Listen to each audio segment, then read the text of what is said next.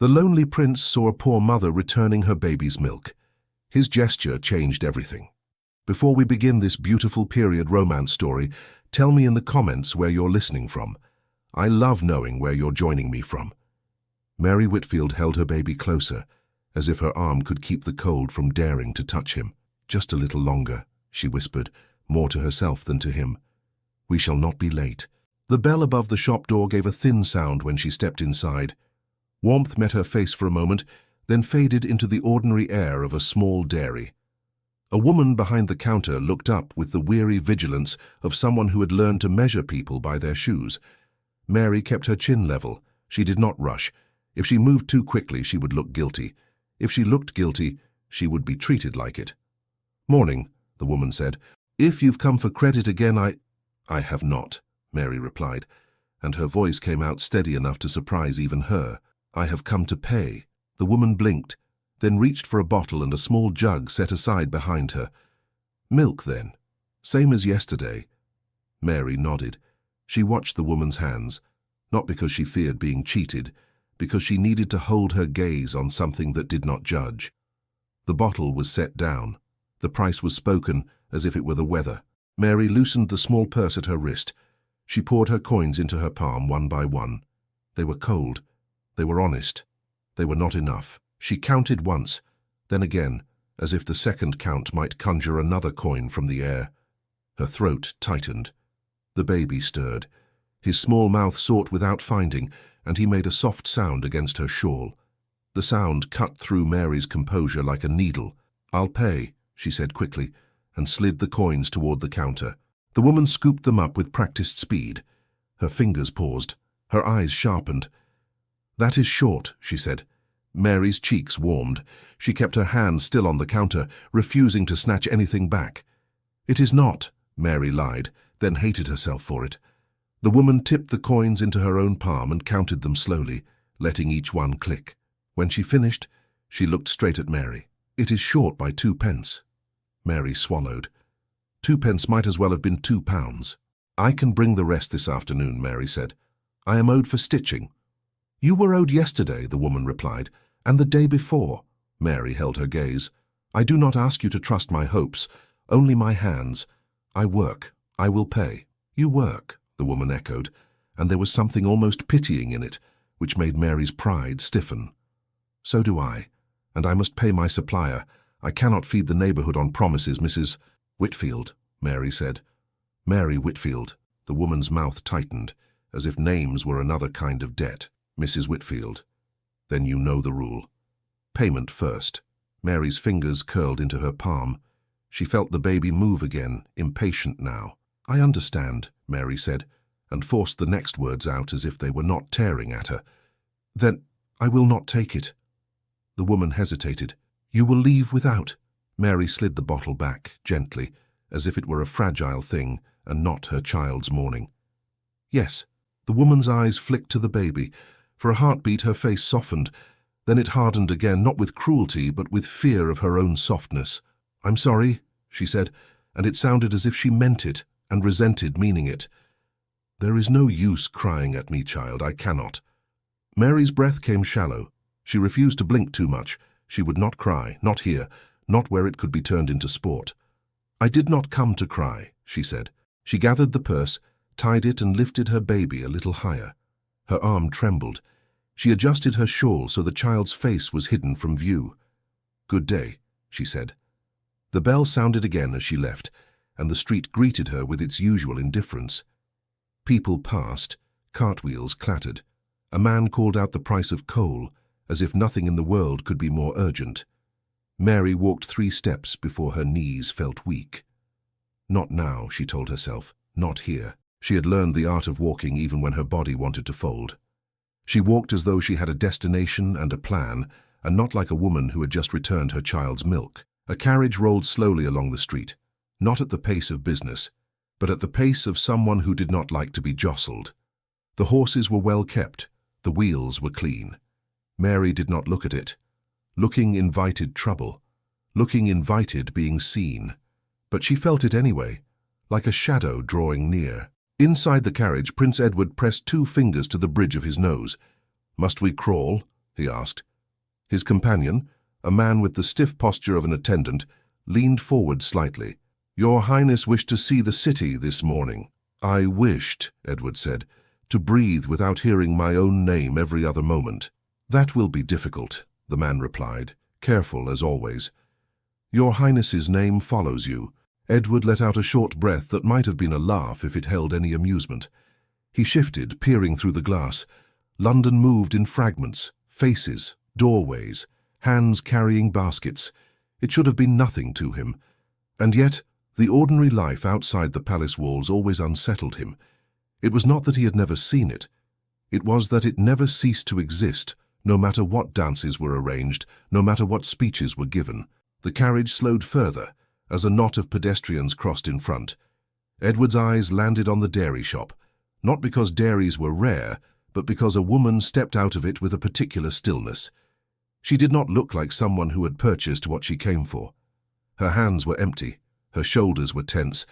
She held a bundled infant close, as if he were the only valuable thing she possessed. Edward watched her take 3 steps. He saw her pause. He saw her swallow. He saw her force her feet forward again. Stop, Edward said. His attendant turned at once. Your Highness? Stop the carriage. The man's eyebrows rose, then he signaled the driver. The carriage halted. Edward opened the door before his attendant could protest. Cold air rushed in. He stepped down onto the street, boots meeting damp stone. Sir, the attendant murmured, hurrying after him. We ought not— I am not made of glass, Edward said, and his voice carried the weariness of having to insist on his own humanity. He moved toward the woman. Mary heard footsteps behind her and tightened her hold on her baby. She did not turn immediately. She had learned that turning too quickly looked like fear, and fear made men curious. A voice, measured and unfamiliar, spoke near her shoulder. Madam, Mary turned. A gentleman stood there, well-dressed, but not flamboyantly. His coat was fine. His gloves were clean. His hair was neatly arranged as if disorder were not permitted in his world. His face was young enough to be handsome, old enough to be tired. Mary's first instinct was to lower her eyes. Her second was anger at herself for having that instinct. Yes, she said, keeping her gaze on his collarbone rather than his eyes. It felt safer. I beg your pardon, he said. I did not mean to startle you. You have not, Mary replied, though her heart was beating too hard. He glanced at the child. His expression changed, very slightly. Not pity, something else. A kind of disturbance.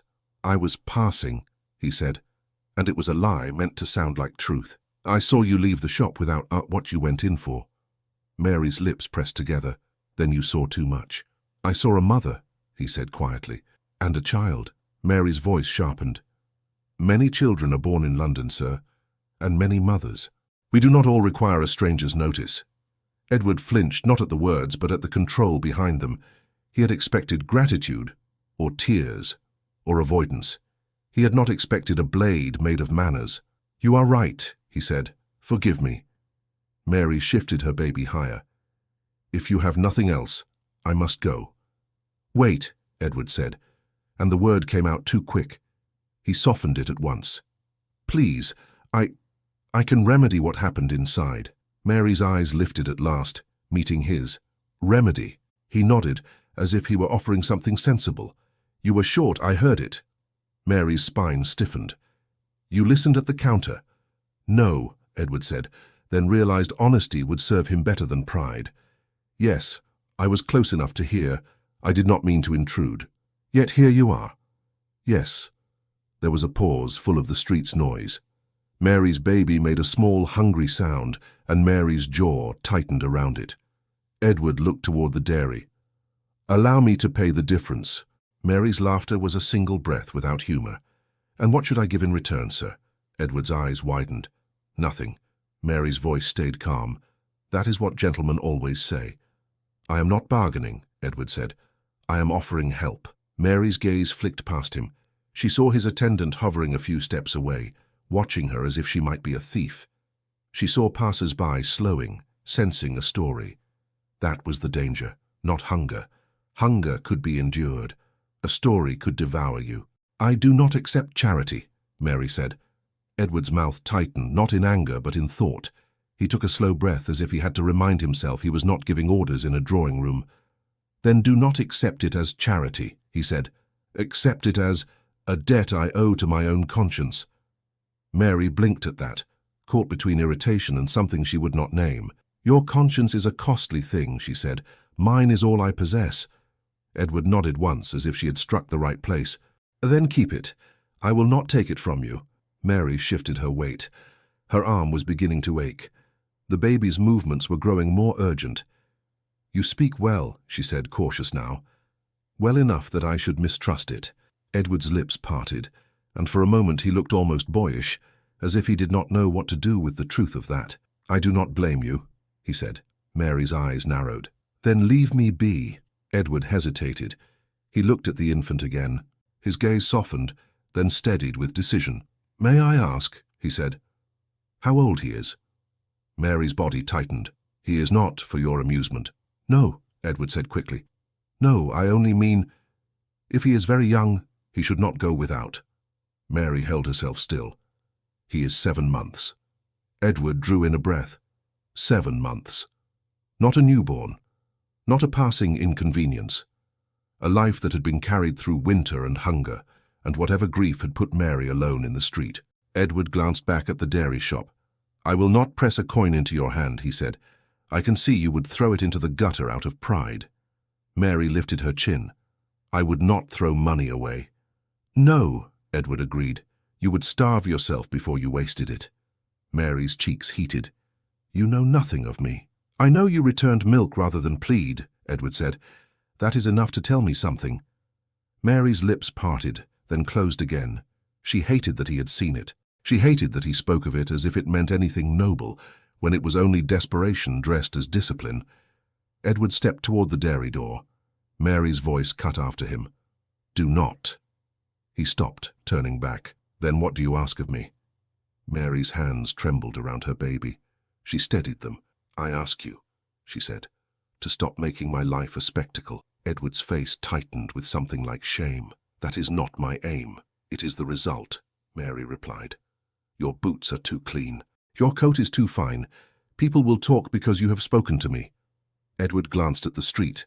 A pair of women had slowed near a stall, pretending to examine apples. A boy lingered, eyes bright with curiosity.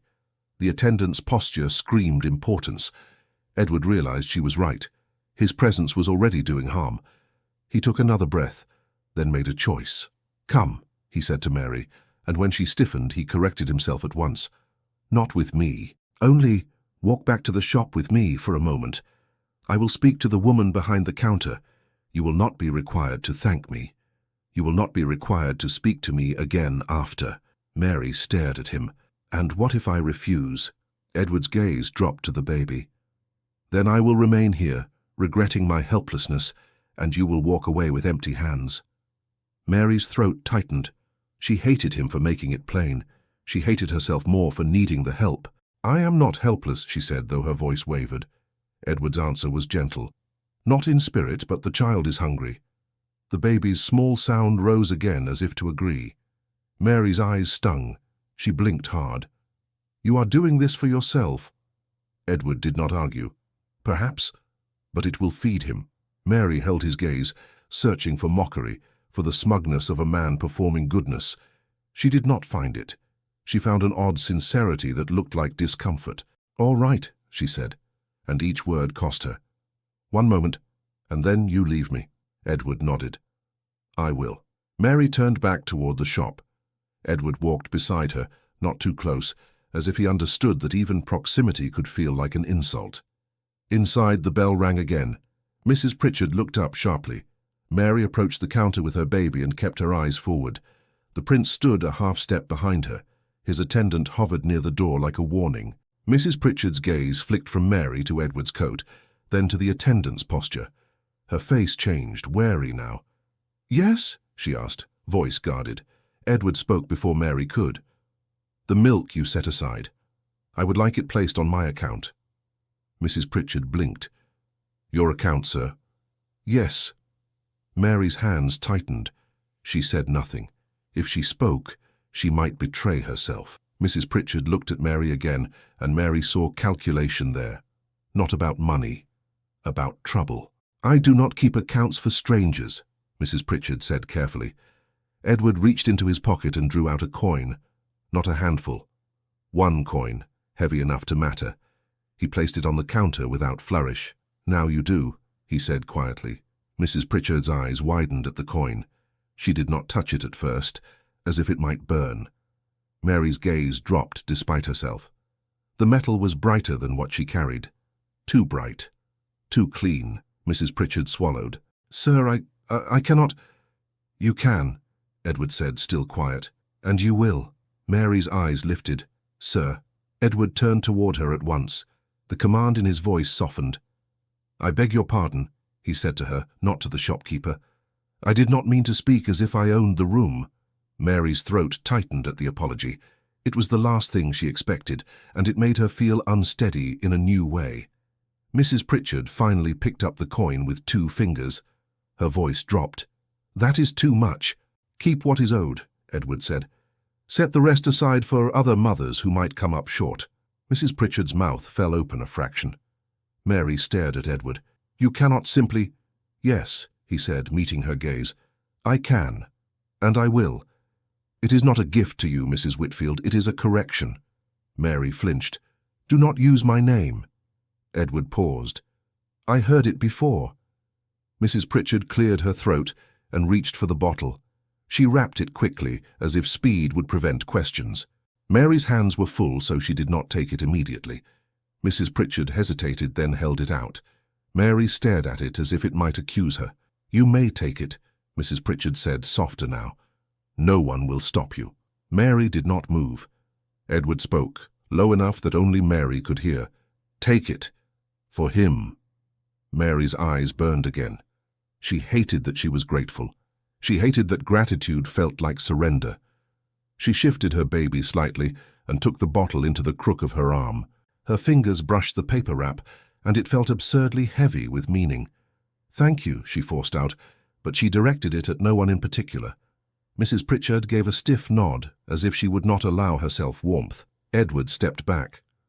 "Now I will leave," he said to Mary, as promised. Mary's voice came out rough. "Yes."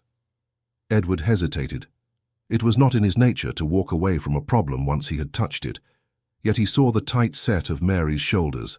He saw how she would carry this moment like a bruise. He turned toward the door. His attendant moved immediately to follow. "Your Highness!" Edward's head snapped slightly, warning in the motion. The attendant swallowed the rest of his sentence and stayed close anyway because that was his duty. Mary's breath shuddered. She stared at the counter, at the coin, at Mrs. Pritchard's hand closing around it. Mrs. Pritchard leaned forward, speaking under her breath to Mary. "Who is he?" Mary's voice was equally low. "I do not know." Mrs. Pritchard's eyes narrowed. "You do not know, yet he pays like a lord."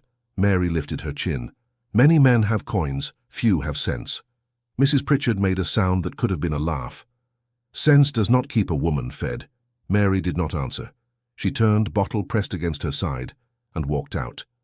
The street seemed louder now, or perhaps Mary simply heard it more because her heart was too full of many things at once.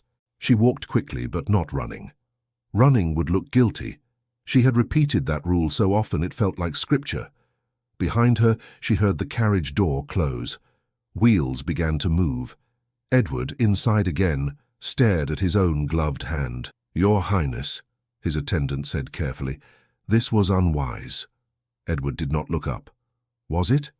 It invites attention, and attention invites talk. Edward's jaw tightened. Talk is the cheapest currency in London. Let them spend it. The attendant hesitated. "If the talk reaches the palace—" "It will," Edward said, and the certainty in his voice surprised even himself. He leaned back, eyes closing briefly. In his mind he saw Mary's face when she said, "Do not use my name." There was a dignity in it that had nothing to do with rank.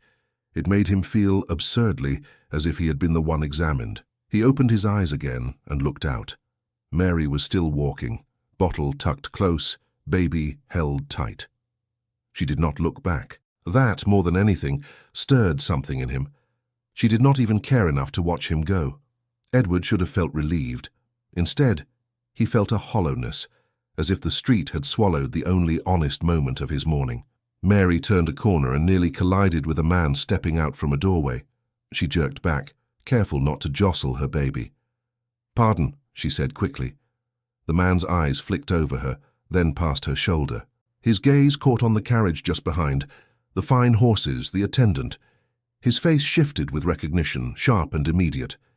He drew in a breath, and his voice was low but clear, the way a man speaks when he thinks he is about to be rewarded for what he knows. "Your Highness."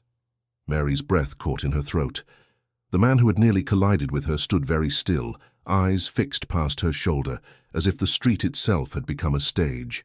His coat was respectable, his cravat neatly tied, but his gaze carried the hunger of someone who lived on other people's news. "Your Highness," he said again, softer, reverent, and far too pleased with himself. Mary turned her head, just enough to see the carriage still rolling at a measured pace. The gentleman who had paid for her baby's milk sat inside it now. He was half in shadow, half in the pale light that slipped between buildings. His face was turned toward the window, and for a brief moment his eyes met hers. Mary's stomach dropped. He had not lied about being a gentleman. He had only neglected to mention that London would bow to him. Edward's attendant leaned forward out of the carriage door, voice low and sharp. "Mind your tongue." The man's mouth twitched. "I meant no offense. I meant respect." Edward lifted a hand, a small motion that silenced the attendant. Then Edward leaned forward slightly, looking at the man with calm that did not invite familiarity. "You recognize me," Edward said. The man bowed too deeply for the narrow street. "It would be difficult not to, sir." "And yet," Edward replied, "it would be wise to forget that you do." The man blinked as if he had expected reward, not warning. "Of course, sir, of course, only one is surprised to find your Highness in such a place." Edward's gaze did not flicker. "London is still London, even here." The man swallowed. His eyes darted to Mary, and the corner of his mouth lifted as if he had already written a story in his mind. Mary tightened her hold on her baby and stepped back. Edward's voice softened, not for the man, but because he had noticed Mary's movement. "Go on, Mrs. Whitfield." Mary's blood ran cold at the sound of her name in this man's mouth, spoken by this prince in the open street. She did not answer. She walked. Behind her she heard the man speak again, too late and too loud. "Mrs. Whitfield, is it? I only—" Edward's attendant cut him off. "You only mind your business." Mary did not look back. She would not be drawn into a conversation that could become proof of something she had not done. When she reached the next corner, she turned quickly and vanished into the flow of the city. Her baby made a small sound against her shawl. Mary whispered, urgent and trembling, "Hush, hush, my love. We shall be home." But home did not feel safe anymore. By the time she climbed the narrow stairs to her room, her arm ached from holding the bottle and the child. She set the bottle down on the small table and kept the baby pressed to her chest. Only then did she let out the breath she had been holding since the street. The door across the landing creaked open. Mrs. Sykes, her neighbour, leaned out with a face that always seemed to be looking for a reason to disapprove. "Well, Mrs." Sykes said, drawing out the word as if tasting it. "A fine morning for you, Mary." Mary did not turn. She pretended to busy herself with the baby's shawl. "Good morning." Mrs. Sykes stepped into the landing without invitation. Her eyes went straight to the bottle on Mary's table. "Milk," she said. "How fortunate." Mary's fingers tightened on the shawl's edge. "Yes." "And from where, may I ask, did fortune arrive?"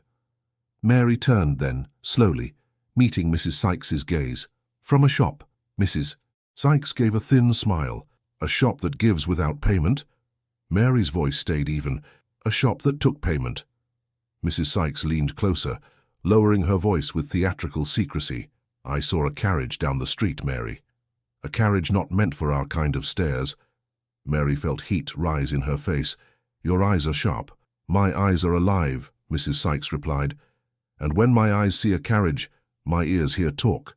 And talk says a gentleman stopped you. A fine gentleman." Mary's heart pounded. "Talk is always hungry. It will eat anything." Mrs. Sykes's gaze flicked to the baby. "A gentleman might feed more than milk." Mary's voice sharpened. "Watch your tongue." Mrs. Sykes lifted her hands in mock innocence. I only speak what others will. Better you hear it here than on the street where kindness is less. Mary stepped closer. There was nothing. A man saw me in need. That is all. A man, Mrs. Sykes echoed. Just a man. Mary held her stare. Yes. Mrs. Sykes's expression shifted, irritation creeping in. Then why did you look like someone had died when you came up the stairs? Mary's throat tightened. She wanted to say, because I realized the world has teeth. Instead, she said, Move aside, Mrs. Sykes. My baby needs to eat. Mrs. Sykes lingered as if she could block milk with her body. Then she stepped back, still watching. Mary shut her door firmly. Not a slam. A firm close that said the conversation was over. Inside, her hands shook as she warmed the milk as best she could. She fed her baby slowly, watching his small mouth move, and tried to let the ordinary act calm her. But her mind kept returning to that man in the street. Your Highness. The thrill in his voice. When the baby finished, he relaxed against her, heavy with relief. Mary kissed his forehead. You must never be anyone's story, she whispered. Do you hear me? Never. A knock came at her door. Mary froze. Another knock. Gentler. She stood with her baby in her arms, listening. If it was Mrs. Sykes again, she would not answer. If it was the landlord, she would answer, because refusing him never ended well. A man's voice came through the thin wood. Mrs. Whitfield. Mary's breath caught. She did not recognize the voice. Yes, she called, careful. I am Reverend Collins, from St. Bartholomew's Parish. Mary frowned. She had been to church before, as a girl. As a woman, she had attended when she could, but work and exhaustion often won. What do you want, Reverend? She asked. No trouble, he said quickly. Only, may I speak to you for a moment? Mary hesitated, then opened the door a narrow crack, keeping her body in the way. The Reverend was middle-aged, plain-faced, with kind eyes that looked tired rather than superior. He held a small parcel in both hands, as if it mattered. Good day, he said. May I come in? Only for a moment. Mary did not step aside. I do not take parish handouts. His cheeks colored slightly. It is not a handout. Not from the parish, at least. Mary's eyes narrowed. Then from whom? He lowered his voice. A gentleman asked me to deliver it. He said you would not accept it from him directly. Mary felt the room tilt. A gentleman? The Reverend nodded, as if he understood her suspicion. He was polite. He insisted there be no fuss. He asked me to say that it is meant for the child, and that no one is to speak of it. Mary stared at the parcel. What is in it? Milk tickets, he said, for the dairy, and a small amount for coal. Not much, only enough to ease the week. Mary's throat tightened. I did not ask for it. I know, he said, and I do not press it upon you lightly, but I confess, when I saw your child, I thought, this is not pride that feeds him. Mary's jaw clenched. Are you preaching at me, Reverend? His eyes widened. No, forgive me, I only mean at the city is hard, and the child is innocent. Mary looked down at her baby, sleeping now, unaware. Her pride rose up like a wall, then cracked at the soft weight in her arms. She spoke through clenched teeth. If I take it, I will be expected to be grateful to the man who sent it. The Reverend shook his head. He said you owe him nothing, only to keep your child well. Mary's hands trembled. He said that. Yes, Mary's voice dropped. Do you know who he is? The Reverend hesitated. I believe I do. Mary's stomach tightened. Then you know why this is dangerous. The Reverend looked pained. Yes. Mary swallowed hard. Take it back. His brows drew together. Mrs. Whitfield? Take it back, she repeated more sharply.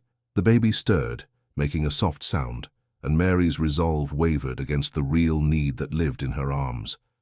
The Reverend's voice gentled. If you refuse, you punish no one but your child. Mary's eyes stung. She blinked fast. Do not speak as if you know my life. I know enough, he said quietly. I know hunger. Not as you do, but I have seen it, and I have seen pride drive mothers to desperation. Mary held his gaze, furious at herself for needing any of this. Give it here, she said. Relief crossed the Reverend's face. He handed her the parcel with care, as if it were sacred. Mary did not thank him. She stepped back and shut the door. For a long time she stood with the parcel in her hand, feeling as though she had accepted a chain. That afternoon, as she walked to the pump to draw water, Mrs. Sykes was waiting near the stairwell. Her gaze went immediately to the parcel. Mrs. Sykes smiled. "Well, well." Mary tightened her grip. "Move." Mrs. Sykes leaned closer. "Who brings you parcels now, Mary? The parish? Or the palace?" Mary's voice came out low. "You saw nothing." Mrs. Sykes's eyes gleamed. "I saw enough." Mary stepped around her and went down the stairs. Her legs felt unsteady. She could feel eyes on her from behind doors and windows. At the pump, another woman paused beside her. Not Mrs. Sykes. Someone Mary barely knew. "You're Mary Whitfield, aren't you?" the woman asked with a strange blend of curiosity and caution. Mary kept her gaze on the water. "Yes." The woman's voice dropped. "They say a royal prince spoke to you." Mary's hands went still. "I don't know what you mean," Mary said. The woman lifted her brows. "Don't be offended, it's everyone's talking." Mary forced her arms to move again. "Then everyone has nothing to do." The woman gave a small laugh. "You can't stop talk, dear. Only choose how it finds you." Mary carried her water back upstairs with a tight jaw. By evening, the street did not feel like the same street. It felt like a room full of people waiting for her to speak. At the palace, talk travelled faster than Mary could walk. Edward stood in a quiet corridor, looking out through a tall window at the formal gardens he had never loved. The air smelled faintly of polish and order. A man approached with measured steps, the kind that never hurried and never hesitated. Lord Ashcombe bowed not deeply but correctly. His face was handsome in the way of men who knew they belonged to power. His eyes were sharp, though, and not kind. "Your Highness," Ashcombe said, voice pleasant, "you were seen this morning." Edward did not turn. "Was I?" Ashcombe moved to stand beside him, hands folded. "On a common street, at a dairy shop." Edward finally looked at him. "Are you accusing me of buying milk?" Ashcombe's smile was tight. "I am accusing you of being recognized while doing it." Edward's jaw tensed. "I did not ask to be recognized." Ashcombe's voice softened, almost sympathetic. "Recognition is the price of your birth. You cannot go where you please and expect the world to forget what you are." Edward's eyes narrowed. "What is it you want from me?" Ashcombe breathed out slowly. "I want you to understand the danger. A prince cannot attach his name to a woman from the slums. Not even by accident, not even by kindness." Edward's voice went cold. "I attached nothing. I paid a shopkeeper." Ashcombe's gaze held his. And by noon, the story had grown. By supper, it reached people who enjoy stories and who will use them. "There are ladies, Your Highness, who will take your simple coin and turn it into a chain around your throat." Edward stared at him. "You speak as though it is my fault." Ashcombe's lips pressed together. "It is your responsibility." Edward turned away, his hands tight at his sides. "She has a child." Ashcombe blinked, as if that detail were inconvenient. And the child needed milk." Ashcombe's tone remained calm. "Then you instruct your steward to fund a parish relief. You do not step into the street yourself. You do not allow your face to be part of the relief." Edward's gaze flashed. "My face was there because my eyes were there." Ashcombe tilted his head. "Your Highness is sounding sentimental." Edward's voice dropped. "Your Lordship is sounding empty." Ashcombe's eyes hardened for a moment, then softened into that practiced expression of patience. "I do not advise you for my own comfort. I advise you because the court is not forgiving. Lady Harrogate has already asked questions." Edward's stomach tightened. "Lady Harrogate." Ashcombe nodded. "She is concerned for your reputation, and she is skilled at disguising cruelty as concern." Edward's mouth tightened. "What questions?" Ashcombe's reply was smooth. "Who is the woman? Why you noticed her? Whether she has been seen before? Whether she is making a habit of being in your path?" Edward's eyes narrowed. "That is absurd." Ashcombe's voice stayed mild. "Absurd things are often the most useful." Edward turned, sudden decision sparking in him. "Then I will make it useful in a different way." Ashcombe's brows rose. "What do you mean?" Edward's jaw set. "If Lady Harrogate wishes to concern herself with the poor, she can do it honestly. not with whispers. Ashcombe's gaze sharpened. "Your Highness, do not provoke her. She has influence." Edward's voice went quiet. "So do I." Ashcombe watched him for a long moment, then sighed as if addressing a stubborn child. "At least let your influence move through proper channels." Edward's eyes did not move. "It is moving." Ashcombe's lips tightened. "How?" Edward did not answer, because he had already given instructions, quiet instructions, not to parade Mary Whitfield through the palace like a trophy of compassion, but to place help where she could reach it without having to come to him. Yet proper channels had their own eyes and tongues. 2 days later, Mary was mending a shirt for a woman who paid little but paid on time when Mrs. Sykes knocked again. This time, she did not lean. She entered without waiting. Mary looked up sharply. "You do not own my door." Mrs. Sykes's cheeks were pink with excitement. "They're calling names at the parish, Mary." Mary's hands stilled on the fabric. "What names?" "Yours," Mrs. Sykes said, as if the word tasted sweet. "They want you at the charity committee." Mary's stomach dropped. "I did not apply." Mrs. Sykes waved her hand. "You don't apply, they choose. Haven't you heard? Lady Harrogate is visiting. Fine ladies, good works, and your name is on the list." Mary's throat tightened. "Why would my name be there?" Mrs. Sykes gave her a look that was almost gleeful. "Because you've been noticed." Mary's fingers curled around her needle. "Get out." Mrs. Sykes did not move. "If you don't go, they'll say you're ungrateful, and ungrateful women get struck off lists they never asked to be on." Mary's jaw clenched. She hated the trap. If she went, she would be displayed. If she did not, she would be condemned. Her baby made a small sound from the cot. Mary looked at him, then back to Mrs. Sykes. "What time?" she asked flatly. Mrs. Sykes smiled. "This afternoon." Mary's voice was cold. "Then you may have your entertainment." "I will go. But if you follow me, I will turn and speak your name loud enough for every ear in the street." Mrs. Sykes's smile faltered. "I was only trying to help." Mary returned to her stitching with shaking hands. "Help yourself elsewhere." That afternoon, Mary wrapped her baby tight and walked to the parish hall with her head high and her stomach knotted. Inside, the hall was crowded with women, some poor, some respectable, and some who dressed respectable on purpose. At the front, a long table had been set. Behind it sat 3 ladies and 2 men with papers and ink. At the center sat Lady Harrogate. Mary recognized her from gossip more than sight, yet the woman's presence had a gravity that made Mary's skin prickle. Lady Harrogate's posture was perfect. Her smile was precise. Her eyes, however, were the eyes of someone who collected information like other women collected lace. A clerk at the side called names. "Mrs. Eliza Trent." A woman stepped forward, curtsied, and answered questions about her husband's wages, her rent, her number of children. Coins were allotted with brisk mercy.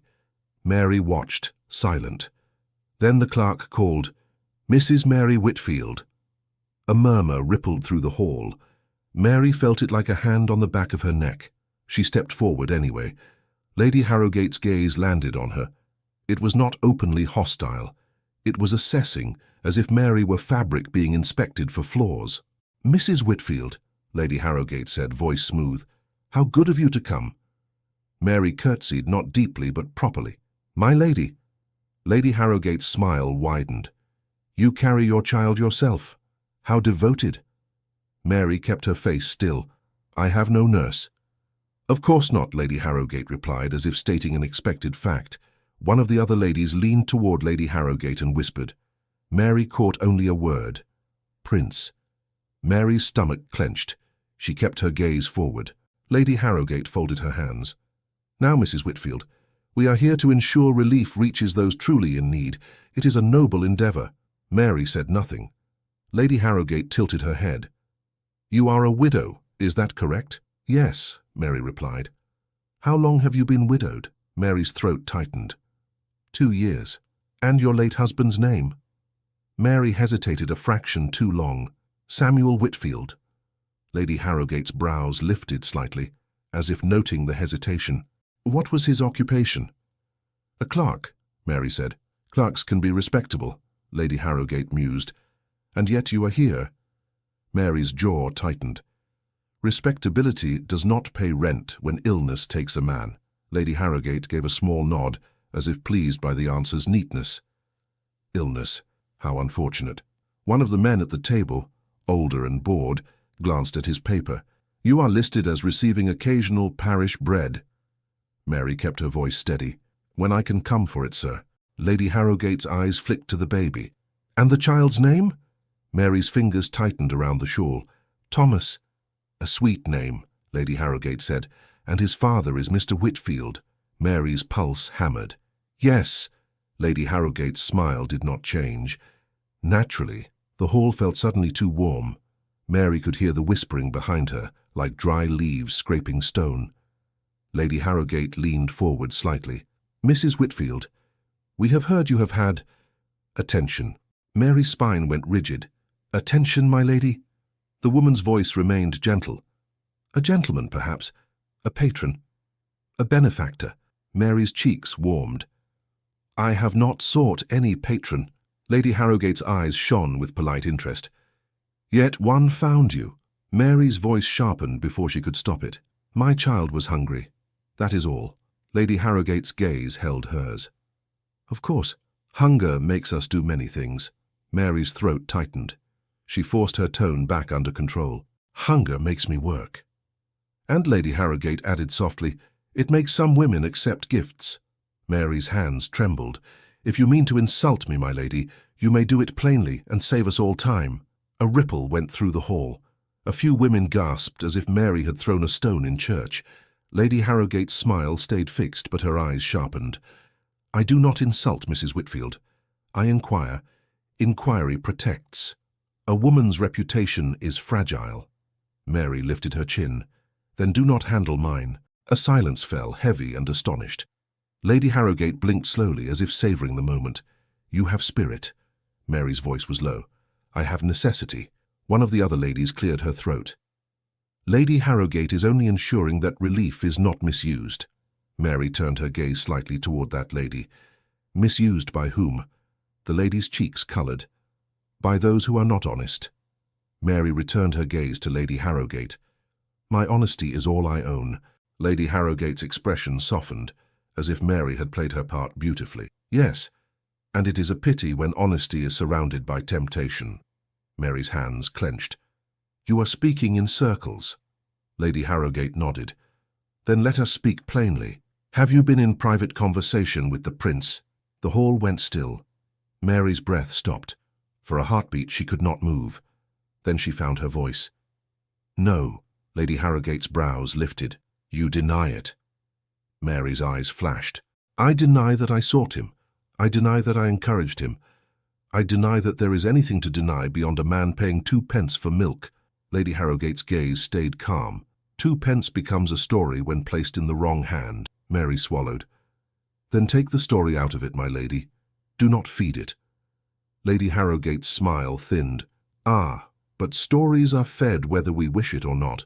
Mary shifted her baby, who stirred and fussed softly. She pressed her lips to his forehead to quiet him. Lady Harrogate watched the gesture closely. You are protective. Mary met her gaze. I must be. Protection, Lady Harrogate said, is a mother's duty, and it is society's duty as well. Mary's tone sharpened. Society has never protected me. Lady Harrogate gave a small sigh as if regret were a pastime. Perhaps not, but we can, if you allow it. Mary's stomach twisted. What do you mean? Lady Harrogate tapped the paper in front of her. We may grant a small allowance. We may arrange employment. We may even ensure your rent is steadied. Mary's throat tightened. You did not offer any of this before a prince looked my way. Lady Harrogate's eyes gleamed. You are observant. Mary's fingers clenched. I do not like being observed. Lady Harrogate's voice remained warm. Then help us, Mrs. Whitfield. Give us clarity, and we can give you peace. Mary's breath came shallow. Peace, at what price? Lady Harrogate held her gaze. At the price of truth. Mary's heart pounded. She had done nothing wrong. Yet she understood with terrible clarity that innocence did not matter as much as obedience. She spoke carefully. The prince spoke to me in the street. He paid a shopkeeper. He left. That is the whole truth. Lady Harrogate nodded slowly. And you have not seen him since? Mary hesitated. The parcel, the milk tickets, the Reverend. Those had not been direct contact, yet they were connected. Mary could almost hear Lady Harrogate's mind clicking into place, measuring any crack she could widen. I have not seen him, Mary said. Lady Harrogate's smile returned. Good. One of the men at the table coughed. Then we can proceed with relief. Mary's shoulders loosened a fraction, though her stomach still churned. Lady Harrogate glanced to her secretary, a woman with a composed face and a pen poised like a needle. Note, Mrs. Whitfield's case for review. Mary's eyes narrowed. Review. Lady Harrogate's voice was gentle. Only standard procedure. Mary's jaw tightened. I have answered your questions. And you answered well, Lady Harrogate said. But there are concerns to address privately. For your sake. Mary's pulse jumped. Privately. Lady Harrogate leaned forward slightly, lowering her voice as if offering kindness. Mrs. Whitfield, a prince's attention is not like any other. It casts light. Light can warm, or it can expose. We must ensure you are not harmed by it. Mary's voice was tight. I am harmed already. Lady Harrogate's eyes did not blink. Then you will welcome guidance. Mary's fingers trembled around the shawl. I welcome nothing that feels like a cage. Lady Harrogate's smile turned faintly amused. How dramatic. Mary held herself rigid. How honest. Lady Harrogate sat back. Very well. You may go, Mrs. Whitfield. Mary curtsied again, stiffly, and turned. The murmurs followed her as she walked away. She felt them stick to her dress like burrs. A woman near the door whispered to another, not quiet enough. Did you hear? The prince. Another replied, Poor thing, she will be ruined. Mary's face went hot. She kept walking. Outside, she took a breath that shook. She did not realize she had been holding her breath the entire time. Her baby fussed, and Mary whispered, Hush, Thomas. Mama is here. She had almost reached the street when someone called softly behind her. Mrs. Whitfield. Mary turned. The secretary from the table approached with careful steps, holding an envelope. The envelope was thick, expensive, sealed. Mary's stomach dropped. The secretary held it out. This is for you. Mary did not take it. From whom? Lady Harrogate, the secretary replied. You are requested to attend a private review of your case. Mary's voice went tight. I was reviewed. This is separate, the secretary said, polite as stone. And you are expected. Mary stared at the seal. A crest, pressed into wax. Elegant. Unmistakable. Her fingers finally reached for it, though they felt numb. Where? Mary asked, barely able to speak. Am I expected to go? The secretary answered calmly. To Lady Harrogate's townhouse tomorrow afternoon. And the crest on the seal told Mary exactly how close that house sat to the royal circle. Mary held the sealed envelope all the way home, as if it might try to escape her hand. At the stairs, Mrs. Sykes appeared as if summoned by the sight of wax. Another letter? She asked, eyes bright. How grand you've become. Mary did not stop. Move. Mrs. Sykes leaned in. From whom? Mary's voice stayed flat. From someone who does not know my life. Mrs. Sykes gave a small laugh. They know enough to send for you. Mary climbed the steps without looking back. Every step felt like walking toward a room where the air would be measured and found wanting. Inside, she set Thomas in his cot, then opened the envelope with hands that refused to be steady. The paper inside smelled faintly of something clean and expensive. Mrs. Mary Whitfield is requested to attend a private review of her case at Lady Harrogate's townhouse tomorrow at 3 o'clock. Requested. Expected. Summoned, in truth. Mary read it twice, then folded it so carefully it looked untouched. No, she whispered, though there was no one to argue with her except the world. Thomas made a small sound, and Mary turned at once, softening. I know, she murmured. I know. We will be quiet. We will be careful. We will not be swallowed. A knock came at her door again, lighter this time. Mary opened it a crack. Reverend Collins stood there, hat in hand, his expression uneasy. I feared I might find you troubled, he said. Mary kept the door half closed. Do you visit every mother you send parcels to? He winced. I did not mean to press myself upon you. Then why are you here? His eyes flicked to the folded letter in her hand. Because word travels quickly, and Lady Harrowgate's word travels fastest. Mary's throat tightened. So you know. I heard, he admitted, and I came to advise you. Mary's jaw set. Advise me to do what she says. No, he said quickly. Advise you to be cautious. Mary let out a short breath. Caution is my constant companion, Reverend. It has not protected me. He lowered his voice. May I come in?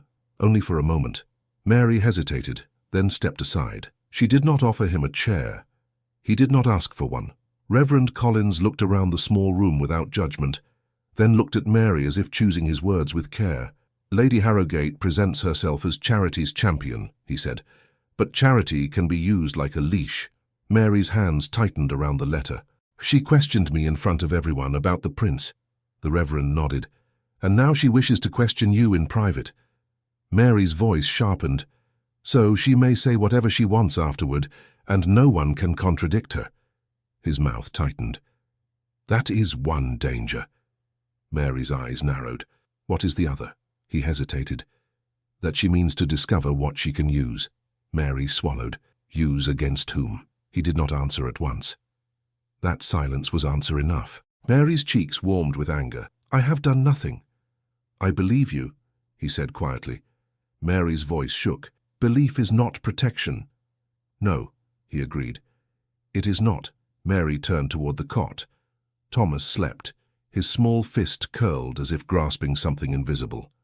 Reverend Collins followed her gaze. Will you go? Mary's shoulders rose and fell. If I do not go, she will call it ingratitude. She will spread it. He nodded. And if you go, she will attempt to shape you. Mary's eyes flashed. She cannot shape me. Reverend Collins's gaze held hers. She can shape what others believe. Mary's breath came shallow. Then what do you suggest? He spoke gently. Do not go alone. Mary's laugh was a single bitter sound. Who would go with me? Mrs. Sykes. The Reverend's lips pressed together. Not her. Someone who will not be frightened by fine rooms. Mary stared at him. You mean you? He nodded once. If you will allow it. Mary hesitated. Pride rose again. Then she looked at Thomas. All right, she said, voice tight, but you do not speak for me. I will not, he promised. I will only witness. Mary folded the letter and placed it in her apron pocket as if it were a weight she could not set down. The next day, at 2:30, Mary wrapped Thomas warmly and walked with the Reverend through streets that grew cleaner with each turning. The air changed. The faces changed. The glance of strangers changed too, becoming slower, more measuring. Mary kept her eyes forward. At Lady Harrowgate's townhouse, a servant opened the door before they could knock twice. His gaze went to Mary's clothes, then to the baby, then to the Reverend. Reverend Collins, the man said, surprised. The Reverend inclined his head. Good afternoon. The servant's mouth tightened as if he disliked surprises. Her ladyship expected Mrs. Whitfield. She has her, the Reverend replied calmly. And she has me as well. The servant hesitated, then stepped aside. This way. Mary followed, feeling every part of her body become too aware of her shoes on polished floors, too aware of her baby's small movements, too aware that every wall seemed to say, you do not belong.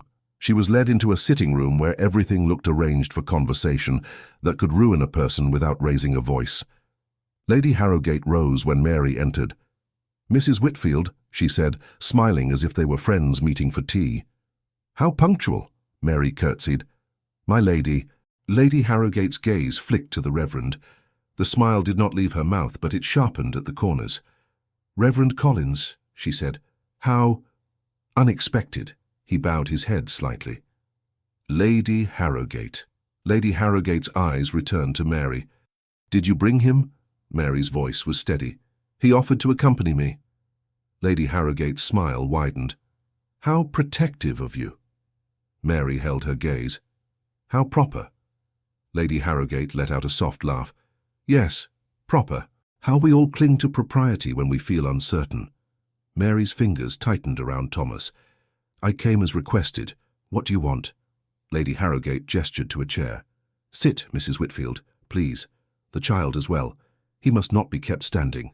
Mary hesitated, then sat, careful, keeping Thomas close. Reverend Collins remained standing near the edge of the room, hands folded in front of him, calm as a stone in a river. Lady Harrogate sat opposite Mary. A secretary stood near a writing desk, pen poised. Another woman, older, sat in a corner with sewing, her presence like silent approval. Lady Harrogate folded her hands. "This will be very simple." Mary did not answer. Lady Harrogate tilted her head. "You were forthright yesterday. I admire that." Mary's jaw tightened. "You questioned me in front of strangers." Lady Harrogate sighed as if burdened by Mary's misunderstanding. "I questioned you in front of witnesses. There is a difference." Mary's eyes narrowed. "What difference?" "A witness," Lady Harrogate said softly, "can protect both parties. If the truth is spoken." Mary's voice sharpened. The truth was spoken. Lady Harrogate's eyes flicked to the Reverend, then back. Was it? Mary's stomach tightened. "Yes." Lady Harrogate's smile remained polite. "Then it will remain consistent now." Mary forced herself to breathe slowly. Thomas stirred, and Mary rocked him without thinking. Lady Harrogate watched the motion as if it were a tell. "Tell me again," Lady Harrogate said, "exactly what occurred at the dairy shop." Mary's throat tightened. "I went to buy milk. I was short. I returned it. I left." Lady Harrogate nodded. "And then?" Mary's fingers curled. "A gentleman spoke to me." "Which gentleman?" Lady Harrogate asked, as if she had not already chosen the answer. Mary's voice went colder. "A gentleman?" Lady Harrogate's eyes gleamed. "Mrs. Whitfield, you are in my home. We are not playing at coyness." Mary felt heat rise up her neck. "I am not coy, I am careful." "Careful," Lady Harrogate repeated, tasting the word. "Yes, a wise woman is careful. A wise woman does not invite attention from a prince." Mary's voice shook. "I did not invite it." "And yet it came," Lady Harrogate said. Mary's jaw clenched. "If a man speaks, must I be blamed for having ears?" Lady Harrogate's smile thinned. "If a prince speaks, a woman must be twice as wise." Reverend Collins spoke for the first time, voice calm. "Lady Harrogate, Mrs. Whitfield has already stated she did not seek the prince." Lady Harrogate turned her gaze to him, all warmth. "Reverend, how comforting it must be to believe words are enough." "They ought to be," he said evenly. Lady Harrogate returned her gaze to Mary. "After the prince spoke to you, what happened?" Mary's pulse quickened. She could not mention the parish parcel. She could not mention the tickets. Not if Lady Harrogate was hunting for a thread to pull. "He paid for milk," Mary said. "That is all." Lady Harrogate leaned forward slightly. "And you accepted it?" Mary's eyes flashed. "My child needed it." Lady Harrogate's gaze held hers. "How often does your child need it?" Mary's lips parted, then closed. She would not be baited into confessing need, as if it was sin. Lady Harrogate sat back. "Very well, let us speak of what followed. You received assistance." Mary's stomach tightened. Reverend Collins's gaze flicked to Mary, not warning but support. He would not betray her. He would not deny either if asked directly. That was the danger of having a witness. Mary kept her voice steady. "I received nothing from the prince." Lady Harrogate's brows rose. "Nothing." Mary swallowed. "Nothing directly."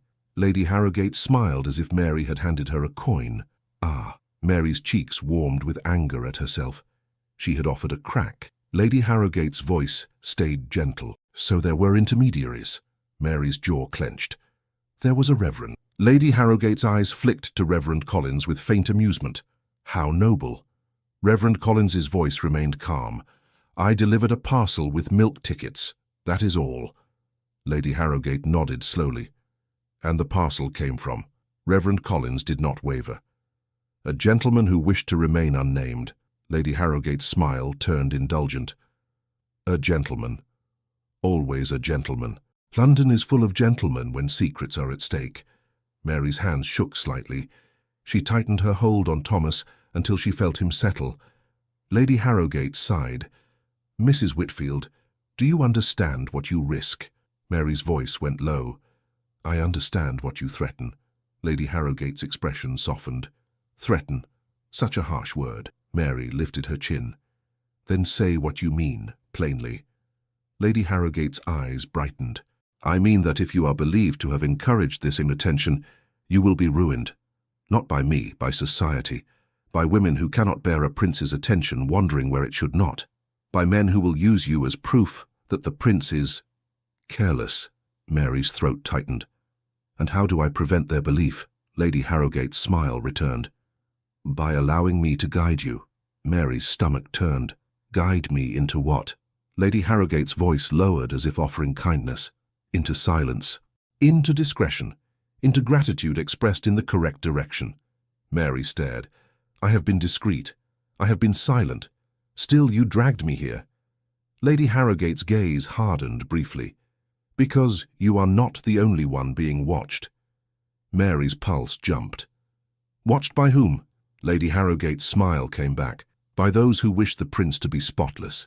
Mary's mouth went dry. Then this is not about me. Lady Harrowgate's eyes gleamed. It is always about those with power, Mrs. Whitfield.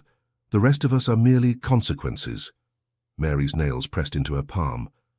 I am not a consequence. I am a person. Lady Harrowgate tilted her head. How passionate. Mary's voice trembled, but she kept it steady. If you mean to make me disappear, say it. The secretary's pen scratched softly. Mary's skin crawled at the sound. Lady Harrowgate did not answer at once. She rose instead and walked to a small cabinet. She opened it and withdrew a thin folder. Mary's stomach tightened. Lady Harrowgate returned to her chair and placed the folder on the table between them. Mrs. Whitfield, she said, when one applies for relief, one invites scrutiny. Mary's voice went flat. I did not apply. Lady Harrowgate's smile did not falter. Nevertheless, your name arrived. And when names arrive, we examine. Mary stared at the folder. Examine what? Lady Harrowgate opened it. Papers, notes, a copy of Mary's parish record, a list of dates, a small neat summary of Mary's life reduced to ink. Mary's throat tightened. Her life did not look real on paper. It looked like a crime. Lady Harrowgate's finger tapped one page. Your husband was a clerk. Mary did not blink. Yes. Lady Harrowgate slid out a small envelope, old and worn, and set it beside the folder. Mary's breath stopped. She knew that envelope. She had kept it hidden under a loose floorboard, wrapped in cloth as if cloth could hide truth. How? Mary whispered before she could stop herself. How did you get that? Lady Harrowgate's eyes brightened at Mary's loss of composure. So you recognize it? Mary's hands trembled. Thomas stirred, sensing her tension. Reverend Collins shifted, his voice quiet but firm. Lady Harrowgate, where did you obtain private correspondence? Lady Harrowgate glanced at him. From her file. Mary's voice shook. It was not in any file. Lady Harrowgate's smile grew. Then perhaps you should ask yourself how much privacy you truly have. Mary's mouth went dry. You had someone in my room. Lady Harrowgate's expression stayed serene. Mrs. Whitfield, do not be dramatic. You live in lodgings with thin walls. Things are found, things are delivered, things are mislaid. London is such a careless place. Mary's vision narrowed. Her breath came short. Lady Harrowgate opened the envelope and drew out a folded paper. She smoothed it with delicate fingers. This, Lady Harrowgate said, is written by Samuel Whitfield. Mary's voice was barely audible. Yes, and this, Lady Harrowgate continued, mentions funds. Mary's heart pounded so loudly she could barely hear her. Lady Harrowgate read a line aloud, her tone polite, almost bored. Mary heard her husband's words spoken by another mouth, and it felt like being touched without consent. Lady Harrowgate looked up. Samuel Whitfield believed that money meant for relief was being redirected. Mary's hands shook. He believed... Lady Harrowgate cut in gently. He wrote it. That is more than belief. Reverend Collins spoke, controlled anger in his voice. This is irrelevant to Mrs. Whitfield's need. Lady Harrowgate's gaze slid to him. Is it? Or does it make her inconvenient? Mary swallowed hard. My husband was honest. Lady Harrowgate's smile was thin. Honesty is admirable. It is also dangerous when pointed at the wrong people. Mary's voice trembled. He is dead. Lady Harrogate nodded as if acknowledging the weather. Yes. How unfortunate. Mary's eyes flashed. Do not speak of him like that. Lady Harrogate's voice remained smooth. I speak of consequences, Mrs. Whitfield. This letter suggests mismanagement, perhaps even impropriety. If such a letter were to circulate, it would cause embarrassment. Mary's stomach twisted. That is why you brought me here. Lady Harrogate tilted her head. Partly. Mary's breath came shallow. You want me to give it to you? Lady Harrogate's smile returned. You catch on quickly. Mary's fingers tightened around Thomas. No. Lady Harrogate's eyes sharpened. Mrs. Whitfield, you do not understand your position. Mary's voice rose, then steadied. I understand it perfectly. You want me to trade my husband's truth for my child's safety. Lady Harrogate's expression remained calm. I want you to trade a piece of paper for peace. Mary's eyes burned. Peace built on lies is not peace. Lady Harrogate sighed. Such moral fervour is wasted in a woman who cannot afford coal. Mary flinched. Reverend Collins stepped forward slightly. Lady Harrogate, he said, this is unchristian. Lady Harrogate's smile turned sweet. Reverend, do not preach at me in my own home. Mary's voice went low. You are afraid. Lady Harrogate blinked. Afraid. Mary held her gaze. If you were not afraid, you would not need my husband's letter. Lady Harrogate's eyes gleamed. Clever. Mary's hands trembled. And you are not clever. You are only powerful. Lady Harrogate leaned forward. Power is the only cleverness that matters. Mary's pulse hammered. She looked down at Thomas, then up again. I will not give you his words, Mary said, voice shaking but firm. You will not bury him a second time. Lady Harrogate's smile faded. For the first time, something colder showed beneath it. Then, Lady Harrogate said softly, I must protect the prince from you. Mary's breath caught. From me. Yes, Lady Harrogate replied, eyes bright with satisfaction. From your proximity, from your story, from your potential to become an inconvenience. A prince cannot be seen as a man who is moved by alleyway tragedies. It makes him look weak. Mary's voice was sharp. Moved by hunger is not weakness. Lady Harrogate's gaze narrowed. In your world, perhaps. In mine it is. Mary's hands shook. He chose to speak to me. Lady Harrogate's smile returned, chillier now. And he will choose to stop. The secretary's pen scratched again, faster. Mary's throat tightened. She turned her head slightly toward the Reverend, as if to anchor herself. Reverend Collins's voice was quiet. Mrs. Whitfield, breathe. Mary swallowed. She forced air into her lungs. Lady Harrogate tapped the letter. One more thing. Mary's eyes narrowed. What? Lady Harrogate's voice was silk. This letter suggests your husband had access to accounts. That means he had access to names. He worked in offices, did he not? Mary's stomach dropped. He did odd work, Lady Harrogate nodded. Odd work often puts a man in odd places. Tell me, Mrs. Whitfield, did your husband ever work for a household connected to the court? Mary's pulse surged. She could not answer. If she denied, she lied. If she admitted, she gave Lady Harrogate a hook. Lady Harrogate's eyes gleamed at the hesitation. There it is. Mary's voice came out hoarse. You have no right to ask me that. Lady Harrogate's smile widened. Oh, I have every right. You are in my home, and you are under my review. Mary's breath came shallow. Thomas fussed, and Mary rocked him, whispering, Hush, hush. Lady Harrogate leaned back. You may go now. Mary blinked. Go. Yes, Lady Harrogate said. I have learned what I needed. Mary stood slowly, legs unsteady. She held Thomas close and turned toward the door. Reverend Collins stepped beside her at once. As Mary reached the threshold, Lady Harrogate spoke, voice bright as if calling after a friend. Mrs. Whitfield. Mary paused. Lady Harrogate smiled.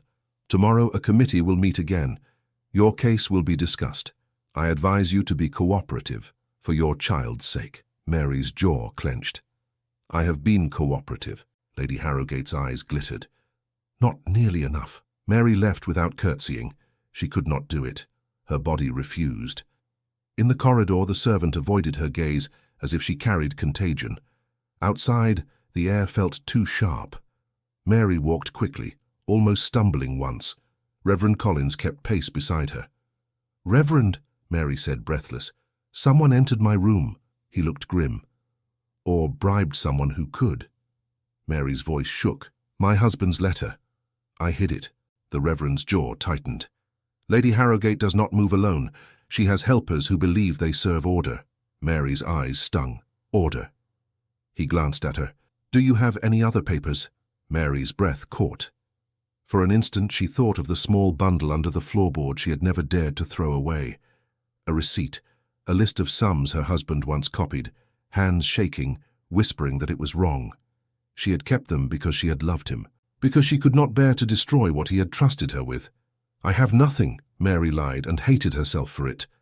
The Reverend watched her for a moment, then nodded, as if he understood why she could not tell him. "Then," he said, "be very careful tonight. Speak to no one. Answer no questions." Mary's laugh was thin. "In this city, questions find you." They reached her building. Mary climbed the stairs as if carrying more than her child. "Mrs.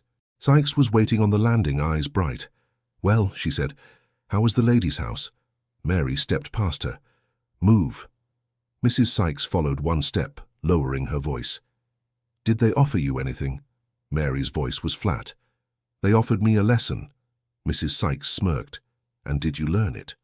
Mary turned sharply. "Yes. I learned you will sell anything you can, including the peace of a mother." Mrs. Sykes's smile vanished.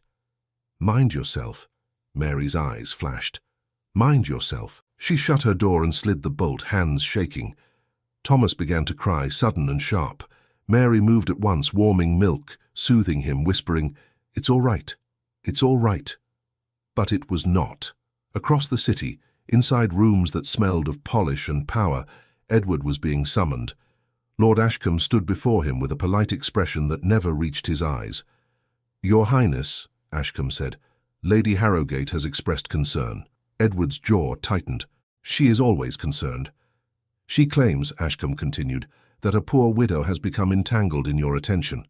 Edward's gaze hardened. "Entangled. I paid for milk."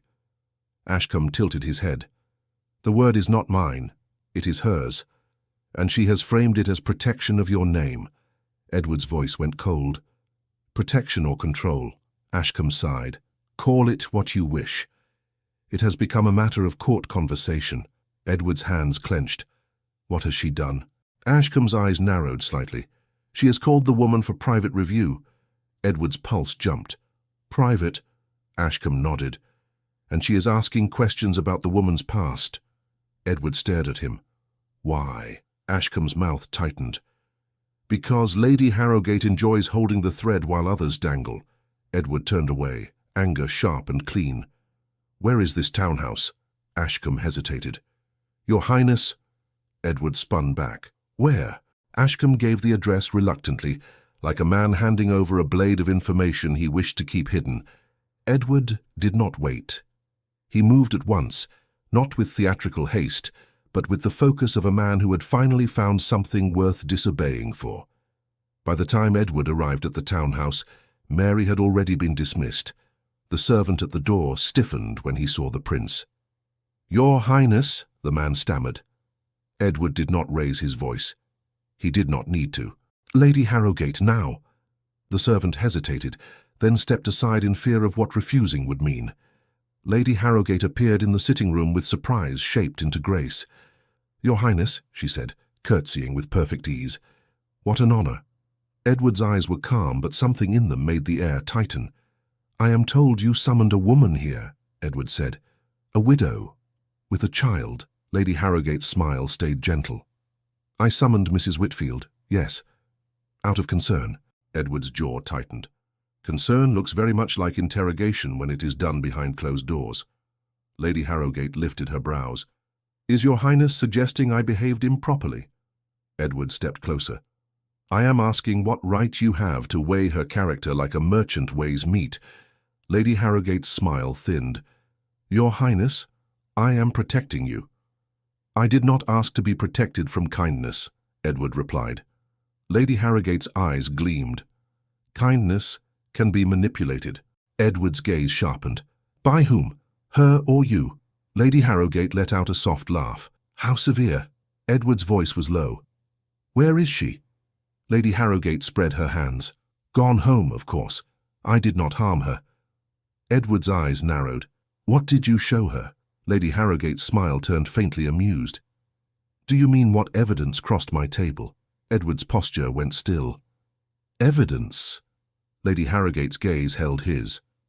Your Highness, do not be naive. When a poor woman comes close to royalty, the question is not whether she intends harm. The question is what harm will come simply by proximity. Edward's voice went colder. You speak as if she is a disease. Lady Harrogate's smile remained.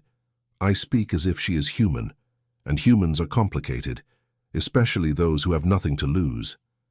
Edward's hands tightened. She has a child. She has everything to lose. Lady Harrogate leaned forward slightly. Then you understand why she must be guided away from you. Edward stared at her. No, I understand why you want her frightened. Lady Harrogate's eyes glittered. I want her quiet. Edward's jaw set. You will not touch her again. Lady Harrogate's smile did not falter. Your Highness, I do not touch. I advise. Edward took a slow breath. Then advise yourself this.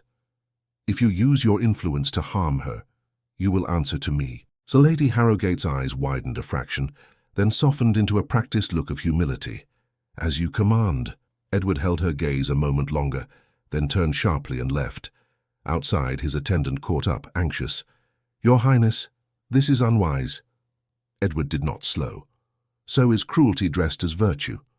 His carriage rolled away, and the street swallowed the townhouse again as if nothing had happened. But Edward could not swallow what he had learned. Mary Whitfield had been pulled into a room of polished smiles because he had paid for milk. Back in her small room, Mary sat on the edge of her bed with Thomas asleep against her shoulder. She stared at the floorboards. She could feel the place where she had hidden things, the place that no longer felt hidden. She whispered, Samuel, what have they taken from us? A soft knock came at her door, not Mrs. Sykes's impatient rap, something quieter. Mary froze, then stood slowly. Who is it? She called. No answer, only the creak of a step moving away.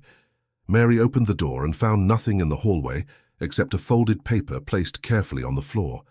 Her hands trembled as she picked it up. No seal, no crest, just a plain page with neat handwriting. She unfolded it. It was not addressed to her, it was addressed to him. Your Highness. Mary's breath caught. She read the line once, then again, her stomach turning with dread. She heard her own whisper as if from far away. They're not threatening me, she said. They're threatening you. Across the city, in Edward's private rooms, a servant delivered a small note on a silver tray. Edward dismissed the servant at once and opened it alone.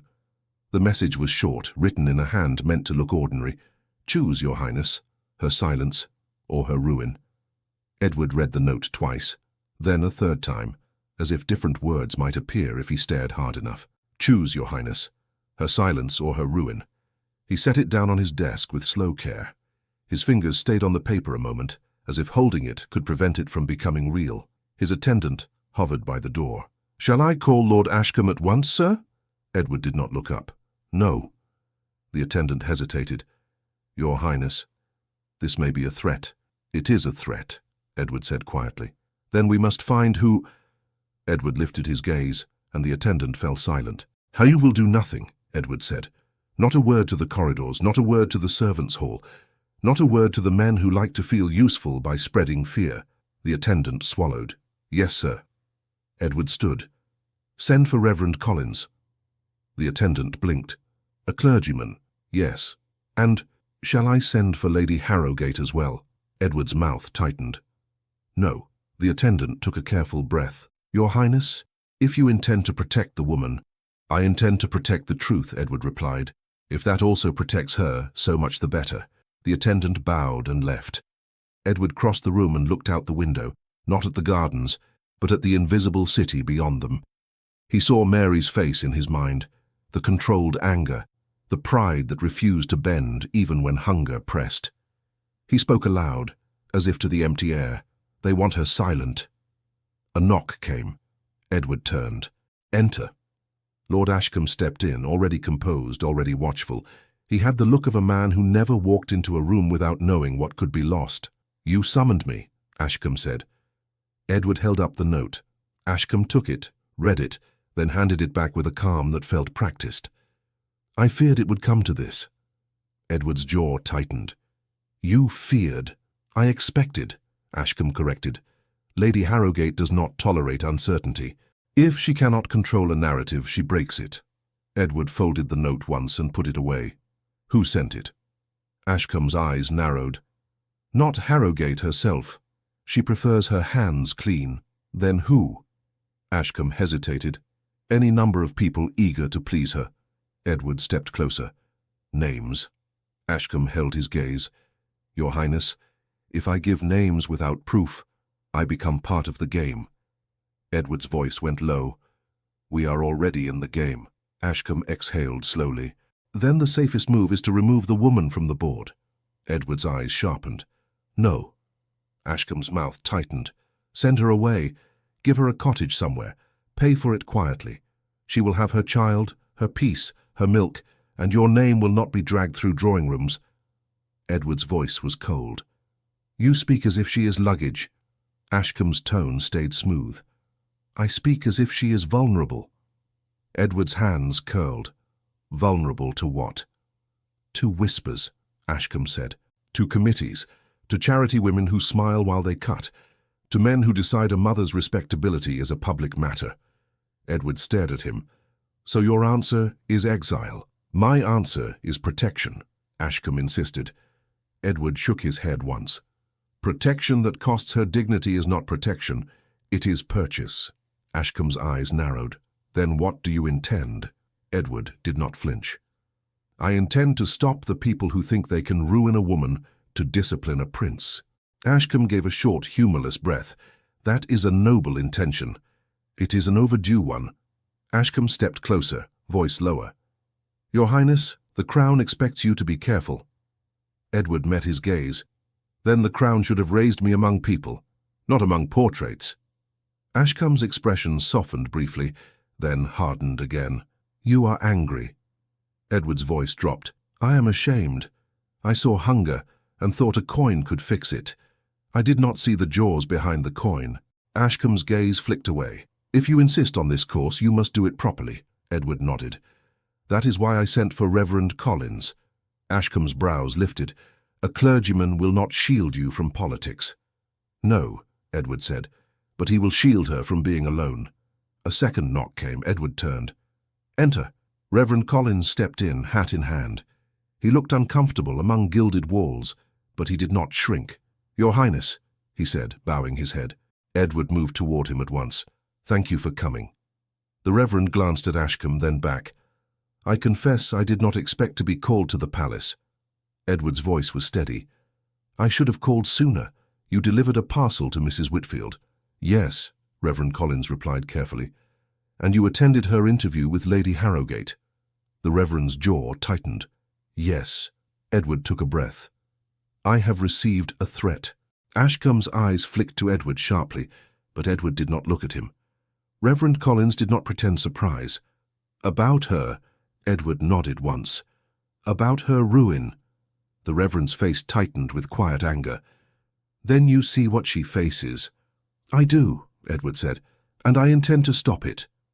Ashcombe cut in, voice measured. "Your Highness intends to stop it without creating a larger scandal." Edward's gaze snapped to him. "Yes." Reverend Collins spoke, calm. "Then you must act through legitimacy." Edward turned back to the Reverend. "Tell me what you advise." The Reverend's eyes were steady. "Meet Mrs. Whitfield in a place that does not belong to Lady Harrowgate. A parish room, a chapel, somewhere ordinary, where the truth does not feel like a guest." Edward nodded. "Arrange it." The Reverend hesitated. "Your Highness, if she believes you are the cause of her suffering, she may refuse." Edward's mouth tightened. "Then I will accept her refusal, but I will not let her face this alone." Ashcombe's voice turned cautious. "And what will you do about Lady Harrowgate?" Edward answered without hesitation. "I will take her favorite weapon away." The narrative, Ashcombe murmured. Edward nodded. If she uses charity as leverage, then charity must be examined. Ashcombe's eyes narrowed. You intend an inquiry? I intend oversight, Edward replied. Reverend Collins's brows lifted slightly. That will anger her. Edward's voice was quiet. She is already angry. It is only the direction that changes. Ashcombe let out a slow breath. If you do this, you must be prepared for resistance. Edward looked at him. I am prepared to be disliked. Ashcombe's mouth tightened. Disliked is not the same as undermined. Edward's gaze did not move. Then let them try. Reverend Collins glanced between them. Your Highness, shall I send word to Mrs. Whitfield? Yes, Edward said, and tell her I will not meet her alone. You will be present, and she may bring her child. The Reverend nodded. I will go at once. When the Reverend left, Ashcombe stepped closer, voice low. You are entangling yourself. Edward's eyes flashed. No, I am untangling her. Ashcombe's gaze held his. And if she refuses your help, Edward's jaw clenched. Then I will help without asking permission to be decent. Ashcombe shook his head slightly, as if Edward were a storm he could not stop. Very well. If you insist on oversight, I can draft the proper request. Edward's expression turned sharp. You will. Ashcombe paused. You trust me. I trust your love of order, Edward replied. Use it for something worthwhile. Ashcombe gave a reluctant nod. As you wish. That evening in Mary's lodging, a knock came that made her whole body tighten. Mrs. Sykes's voice floated through the door. Mary, open up. Mary did not move. Mrs. Sykes knocked again. Mary, I know you're in there. Don't be foolish. Mary's voice came out flat. Go away. Mrs. Sykes huffed. If you won't open for me, open for the Reverend. He's on the stairs. Mary froze. Reverend Collins's voice followed, calm and firm. Mrs. Whitfield. Mary hesitated, then opened the door a narrow crack. Reverend Collins stood there, and behind him Mrs. Sykes lingered like a moth near flame. Mary looked only at the Reverend. What now? He lowered his voice. A message. Mrs. Sykes leaned in. From who? Mary's eyes flicked to her, sharp. Not from you. Reverend Collins cleared his throat. Mrs. Whitfield, the Prince requests a meeting. Mary's stomach dropped. No. The Reverend lifted his hand slightly. Hear me. It will not be private. I will be present. Mary's voice shook. His presence ruins me. The Reverend's expression tightened. Others are already attempting to ruin you. He wants to stop it. Mary's fingers curled around the edge of the door. By offering more coins, more parcels, more reasons for people to stare. Reverend Collins shook his head. By placing his name where Lady Harrowgate cannot twist it. Mary's chest tightened. That sounds like a speech. It is a plan, the Reverend insisted. He received a threat. Mary went still. A threat. The Reverend nodded. He believes it concerns you. Mrs. Sykes made a little sound. A threat. Well, imagine that. Mary's gaze snapped to her. Go inside your own room, Mrs. Sykes. Mrs. Sykes crossed her arms. I live here too. Mary's voice went colder. Then live quietly. Mrs. Sykes's eyes narrowed. Then she took a step back, muttering as she went. Fine. Keep your secrets. When she was gone, Mary looked back at the Reverend. Where? Mary asked. Does he want to meet? At the parish, Reverend Collins replied. In the small sitting room behind the chapel. Tomorrow morning. Mary's jaw tightened. Morning. The earlier the better, the Reverend said. Fewer eyes. Mary stared at him a long moment. If I go, it becomes a story again. If you do not go, he said gently, they will write the story without you anyway. Mary's throat tightened. And if I go, what does he want from me? The Reverend met her gaze. He wants you safe. Mary's laugh was small and strained. Safety is expensive. Yes, Reverend Collins said, but this time the cost may be paid by someone who has more than pride to spend. Mary's eyes stung.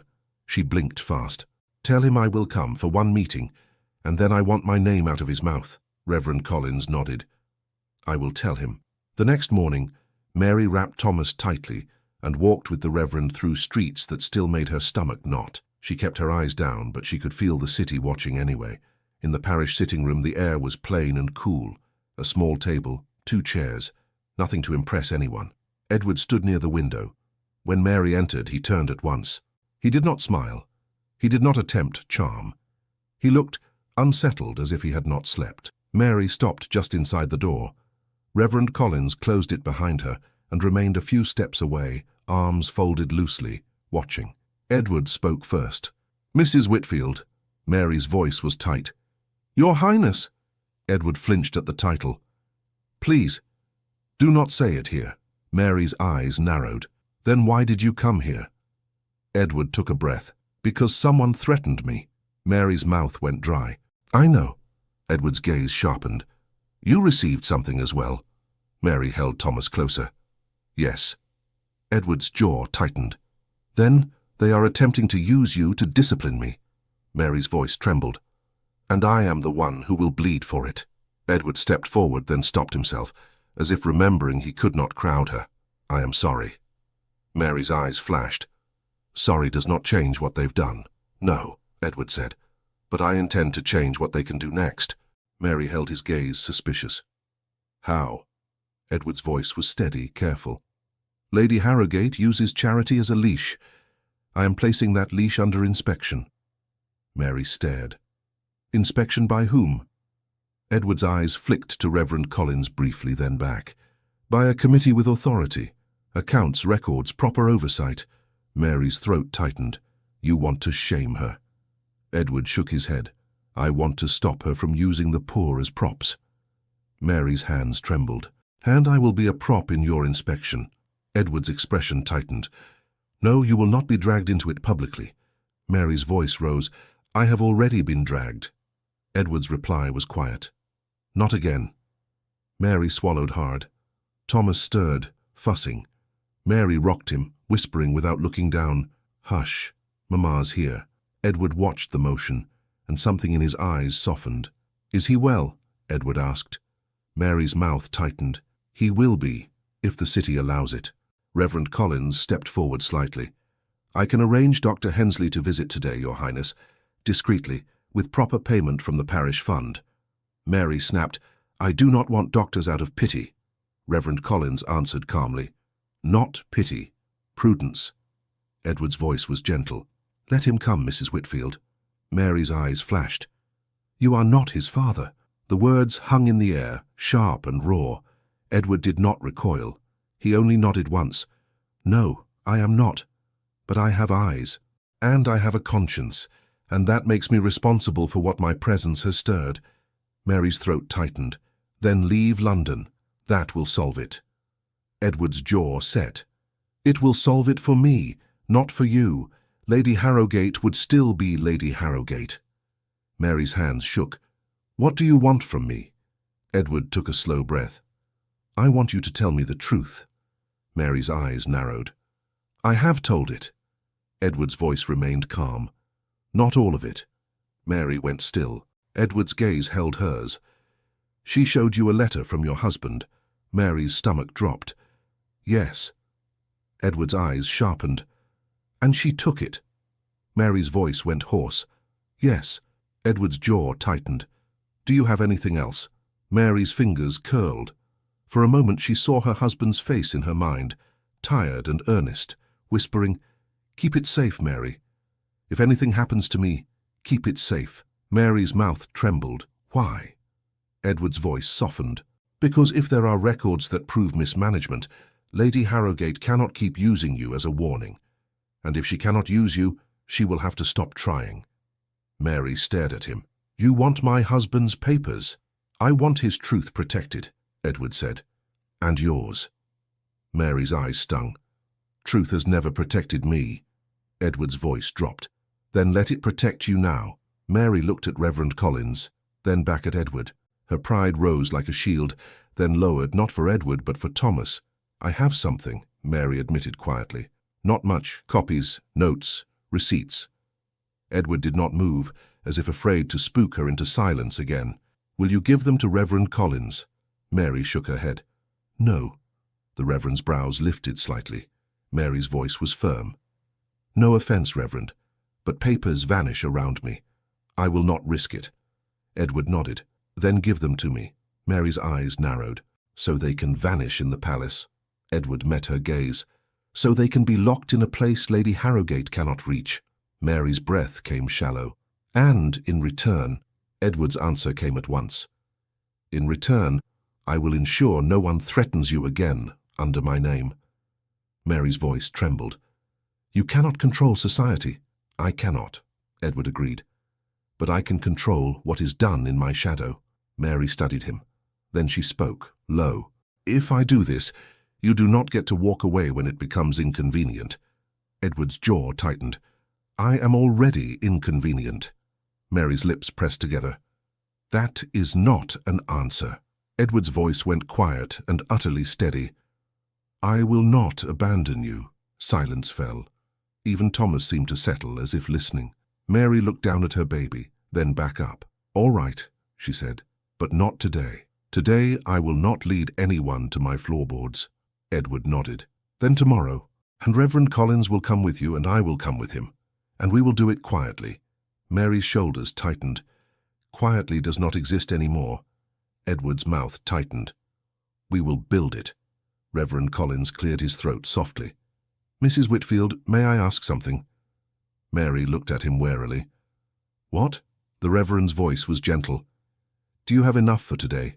For bread? For coal? Mary's pride flared. I will manage. Edward did not argue. He simply reached into his coat and placed something on the table. Mary's eyes snapped to it. No. Edward's voice was calm. Not a coin. Mary stared. It was a small card, plain, without a crest. The writing was neat. It is an arrangement, Edward said.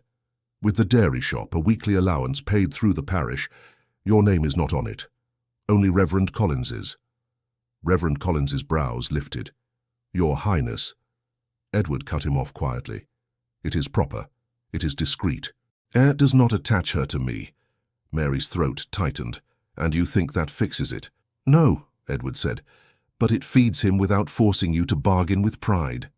Mary's fingers trembled. She did not pick up the card. You think you understand pride, she whispered. Edward's gaze held hers. I understand loneliness. Pride is often how loneliness dresses itself. Mary's breath caught. For a moment she could not speak. Reverend Collins looked away, giving them that small mercy. Mary's voice came out softer than she intended. I did not ask to be noticed. Edward's reply was immediate. Neither did I, but I noticed you. Mary's eyes stung, and she hated it. Do not speak like that, she said, harsher to hide what she felt. It sounds like poetry, and poetry does not buy coal. Edward's lips twitched faintly, not a smile, but something close. Then I will speak in plain terms. I will stop them. Mary's jaw tightened. How? Edward's voice turned practical. First, the doctor will see the child. Second, the dairy credit stands through the parish. Third, Ashcombe will draft oversight for Lady Harrowgate's fund and I will sign it. Fourth, you will give me your husband's copies. Mary stared. And if she retaliates? Edward's eyes sharpened. Then she does it against me, not you. Mary's voice trembled. That is what I fear. That she will crush you and call it virtue. Edward's gaze did not waver. Let her try. Reverend Collins stepped closer. Your Highness, one more thing. Mrs. Whitfield's neighbour is curious. Mary's mouth tightened. Mrs. Sykes. Edward nodded once. Curiosity thrives on gaps. Give her nothing. Mary let out a bitter breath. She will invent. Edward's voice stayed steady. Then let her invent without your participation. Mary's shoulders rose and fell. You speak as if this is simple. Edward's answer was soft. No. I speak as if you are not alone. Mary's grip tightened on Thomas. Her voice lowered. If you keep saying that, I might believe you. And belief is dangerous. Edward's eyes softened. So is despair. A quiet pause settled in the room. Not comfortable, but less sharp than before. Reverend Collins cleared his throat again. Shall I fetch Dr. Hensley? Mary hesitated. Then she nodded once.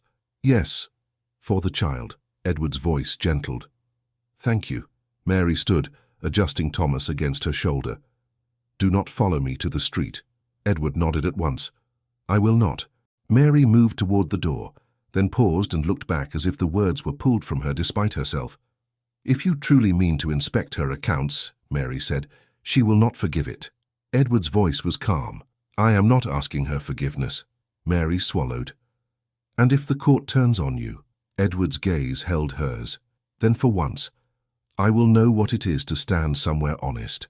Mary stared at him a moment longer, then opened the door. Reverend Collins followed her out, leaving Edward alone in the plain room. Edward looked at the small card on the table, then at the empty chair where Mary had sat. He spoke softly, as if to himself. Her silence, or her ruin? He shook his head once, decisive. "Neither," he said, and for the first time in days, the word felt like a door opening instead of a wall closing. Mary did not sleep, not because Thomas was restless. He slept better than he had in days, warm and full, his little hand opening and closing as if practicing trust. It was Mary who lay awake, staring at the ceiling, listening for the smallest sound on the landing. At dawn, she rose, moved a chair, and knelt by the loose floorboard. Her fingers found the edge, then hesitated. Samuel's voice lived in her memory, gentle and urgent. "Keep it safe, Mary. If anything happens, keep it safe." Her throat tightened. "It has happened," she whispered. "And I'm still here." She lifted the board. The bundle was wrapped in cloth tied with a ribbon that had once been part of her hair. She undid it with trembling hands. Papers, folded small, a receipt, a list of sums, a note in Samuel's handwriting, cramped but clear, naming nothing directly, and yet saying everything to anyone who knew how to read between the lines. She swallowed hard and pressed the cloth to her lips for a heartbeat, as if she could kiss him through it. Then she folded everything back, placed it in her apron, and set the floorboard down again. A knock came. Mary went still. Reverend Collins's voice drifted through the door. "Mrs. Whitfield, it is I." Mary exhaled and unbolted the door. Reverend Collins stood there, calm, and beside him stood Edward, not in palace finery, in a plain coat, hat in hand, as if he had learned the first rule of mercy. Do not arrive like a spectacle. Mary's heart kicked hard anyway. Edward looked at her, then immediately at Thomas's cot. "Did I wake him?" Edward asked quietly. Mary shook her head once. "No." Reverend Collins stepped aside. "May we enter?" Mary's fingers tightened on the door. "If anyone sees him here—" Edward's voice was steady. "No carriage, no attendant at the stairs, only us." Mary stared at him, searching for the mistake in his plan, for the arrogance hidden under simplicity. She found none. She stepped back. "Come in." Edward entered and stopped as if he did not wish to crowd her space. His gaze moved briefly over the small room, then returned to Mary's face with something like respect. "I am sorry," he said again, as if the word had not lost meaning for him. Mary's mouth tightened. "Words are easy." "Yes," Edward replied. "So today I intend actions." Reverend Collins held out his hand. "Mrs. Whitfield." Mary pulled the bundle from her apron and held it tight to her chest. She did not hand it over. Edward did not reach for it either. He only said, "I will not take it from you." Mary's eyes flashed. "Then how do you plan to use it?" Edward nodded once, acknowledging the question as fair. "You will place it in my hand when you choose, and Reverend Collins will witness it, and we will write a short statement together, signed by him, that you gave copies voluntarily." Mary's throat tightened. "So you cannot later claim it was stolen." Edward's gaze held hers. "So no one can." Mary's fingers trembled around the cloth. "Lady Harrowgate already stole one letter." Reverend Collins's jaw tightened. "Which is why we do this properly." Mary looked at Thomas, sleeping peacefully, then back at Edward. "You promised," she said. Edward's voice was quiet. "I did." Mary swallowed, then held out the bundle. Edward stepped forward slowly and took it as if it were fragile. He did not open it. He did not glance inside. He simply held it with care. Reverend Collins brought out a folded sheet and ink from his bag, as though he had come prepared for Mary's fear. "I will write," he said. "Mrs. Whitfield, speak the words you wish." Mary's voice was tight. "Write that these are copies made by my husband. Write that they were kept in my possession. Write that I hand them over for protection, not for gossip." Reverend Collins nodded and wrote quickly. Edward watched Mary as if memorizing her face, not the papers. When the statement was written, Reverend Collins read it aloud. Mary corrected one phrase. Edward corrected nothing. Then Reverend Collins held out the pen. Mary stared at it as if it were heavier than any coin. Edward's voice softened. "You may refuse." Mary's eyes lifted. "And if I refuse, what becomes of us?" The word us slipped out before she could stop it. Edward's breath caught just once. Reverend Collins looked down at the paper again, giving them the decency of pretending he had not heard. Mary's cheeks warmed, angry with herself. Edward's voice was gentle, but steady.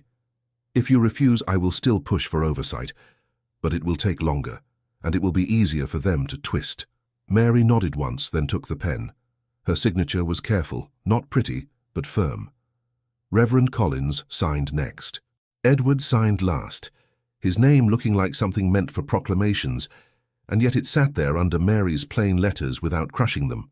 Reverend Collins folded the statement and tucked it away. Done. Mary released a breath she did not know she held. Edward finally looked down at the bundle in his hands. "Thank you." Mary's voice turned sharp again to protect her softness. "Do not thank me. Make it worth it." Edward met her gaze. "I will." Thomas stirred, making a small sound. Mary moved at once, lifting him gently. He blinked up at her, then yawned as if the world were still safe. Edward's expression changed at the sight, something tender and pained at once. Mary noticed. She hated that she noticed. "You may go now," she said too quickly. Edward did not move. "First, the doctor." Mary's jaw tightened. "You said he would come discreetly." "He will," Edward promised, "and he will not report to anyone but Reverend Collins." Reverend Collins nodded. "Doctor, Hensley will be here within the hour." Mary looked at the Reverend, then back at Edward. "And you?" Edward's voice was calm. "I will leave before he arrives. I do not wish my presence to turn a medical visit into rumor." Mary stared at him, surprised by his restraint. Edward hesitated, then added, "But I will return later." Mary's grip tightened on Thomas. "Why?" Edward's gaze held hers. "Because we have begun something, and beginning demands finishing." Mary's throat tightened. She did not trust herself to answer. Edward bowed his head slightly. "Until later, Mrs. Whitfield." He turned to go. Mary's voice followed him, quiet and unwilling. "Do not bring trouble to my door." Edward paused at the threshold and looked back. "I will bring only truth," he said, "and if trouble follows truth, then trouble will have to learn to live with it." He left. Mary shut the door and leaned her forehead against it for one long moment. Thomas made a small hungry sound, and Mary turned to him instantly. "Yes," she whispered. "Yes, my love. Mama is here." The days that followed moved quickly, not with peace, but with motion. Dr. Hensley came and examined Thomas with gentle hands and a serious face. "He is small," the doctor said, "but he is not failing. Keep him warm. Feed him steadily. No long gaps." Mary's eyes flicked to Reverend Collins. "I do." Dr. Hensley nodded, then continue. "And if anyone tells you a mother must prove her worth before her child is allowed health, send them to me." Reverend Collins coughed softly, hiding a smile. Mary almost smiled too, but stopped herself. Then came the parish committee again, and this time Mary was not called to the front like a specimen. Reverend Collins attended in her place, calm and firm, speaking of Thomas's needs and Mary's work without allowing the conversation to drift into gossip. Lady Harrowgate's secretary watched him with thinly veiled irritation, and then, in the quiet way that ruins careful villains, letters began to arrive in the right hands. Not letters full of romance, letters full of questions, proper questions. Who authorized this sum? Where did this allotment go? Why does this ledger show one figure while the receipts show another? Lady Harrowgate, who had once made rooms bend to her, found herself answering to rooms that did not need her approval. Mary heard whispers on the stairs anyway. Mrs. Sykes cornered her one morning with a grin too eager to be kind. "They say Lady Harrowgate is furious," Mrs. Sykes whispered. "They say you've caused quite the stir." Mary kept her voice even. "I have caused nothing." Mrs. Sykes's eyes glittered. "They say the prince is behind it." Mary's stomach tightened. "They say many things." Mrs. Sykes leaned closer. "And what do you say?" Mary met her gaze, cold and steady. "I say you should mind your own soup and stop sniffing at other people's bowls." Mrs. Sykes recoiled. "Mary Whitfield, you'll regret that tone." Mary's voice did not rise. "Perhaps, but I will regret less than I would if I bowed." Mrs. Sykes's face tightened. Then she turned away, offended. Mary closed her door and pressed her back to it, breathing hard. That evening, a note came through Reverend Collins. Plain paper, no crest, no flourish. "Mrs. Whitfield, I must see you. Tomorrow, after morning prayers. In the chapel side room. I will not come to your building again. I will not put your stairs in danger. E." Mary stared at the single letter. Her fingers trembled. Thomas babbled softly at her shoulder, tugging at her collar as if insisting she return to him. "I am here," she whispered to him. "Always." The next morning, Mary walked to the chapel with Thomas tucked close. Reverend Collins waited for her, and Edward waited inside. He rose when she entered, as if she were a lady to be honored, not a burden to be managed. Mary stopped just inside the door. Edward's eyes went first to Thomas, then to Mary's face. "You came," Edward said. Mary's voice was guarded. "I said I would." Edward nodded once, accepting the correction. Reverend Collins closed the door and remained nearby, but he turned slightly away, giving them space without abandoning them. Edward spoke quietly. "The copies you gave me were enough to begin." Mary's jaw tightened. "Begin what?" Edward's voice stayed practical. "Oversight. Questions. Paperwork the court cannot dismiss as emotion." Mary's eyes narrowed. "And Lady Harrowgate," Edward's mouth tightened. "She is not pleased." Mary gave a small, bitter breath. "She will punish me." Edward shook his head. "She will try." Mary lifted her chin. "What does trying look like for someone like her?" Edward hesitated, then spoke with controlled honesty. "She will invite you into rooms to humiliate you politely. She will frame you as ungrateful. She will suggest you are ambitious." Mary's hands trembled. "I am ambitious. I am ambitious for my child to eat." Edward's gaze softened. "That is the only ambition worth defending." Mary looked down at Thomas, who gurgled and reached toward Edward's coat, as if it were simply another interesting thing in the world. Edward did not touch the child. Not yet. He waited, as if asking permission without words. Mary watched him, then shifted Thomas slightly closer.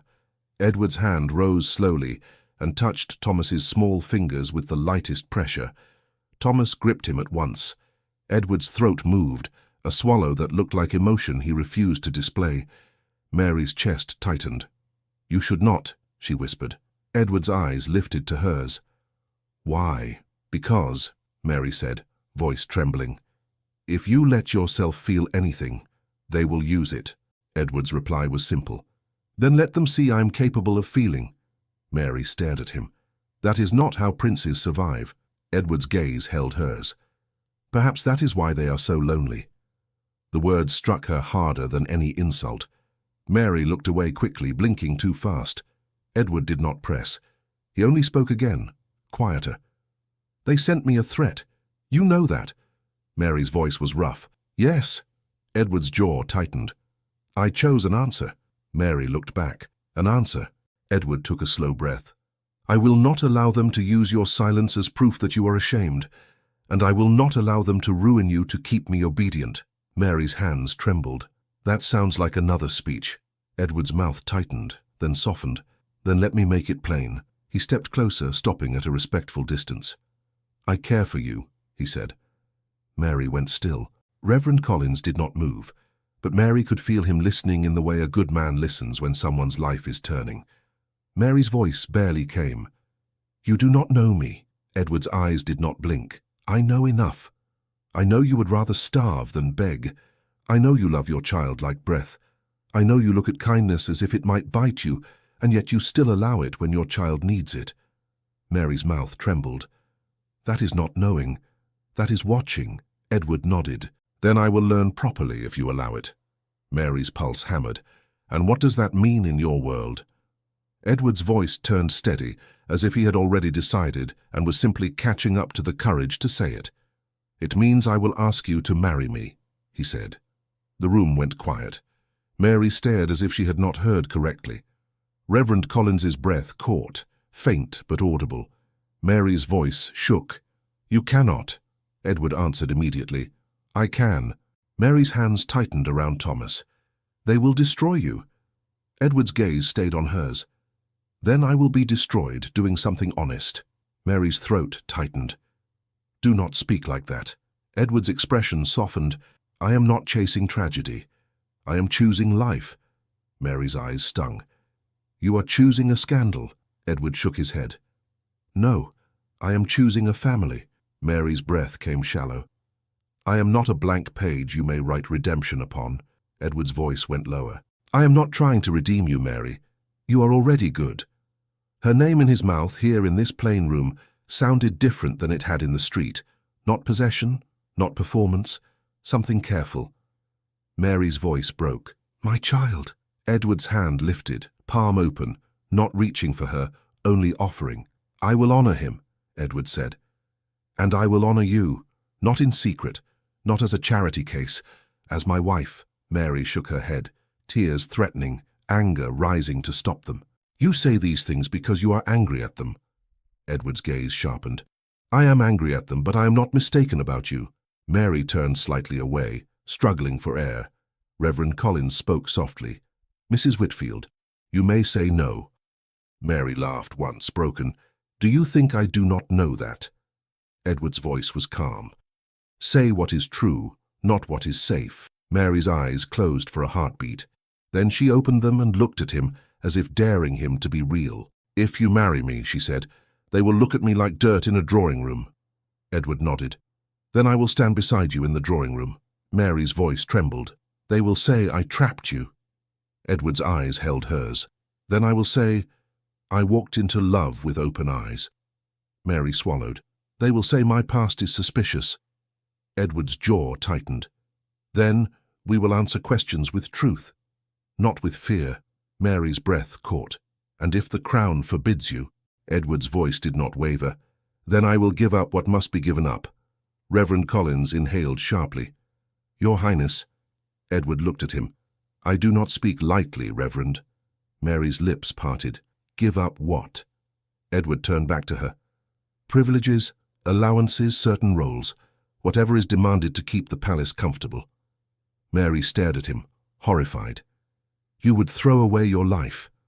Edward's reply was quiet. "I would stop living someone else's." Mary's eyes filled despite her fight against it. Thomas made a small sound and pressed his cheek against Mary's collar, warm and trusting.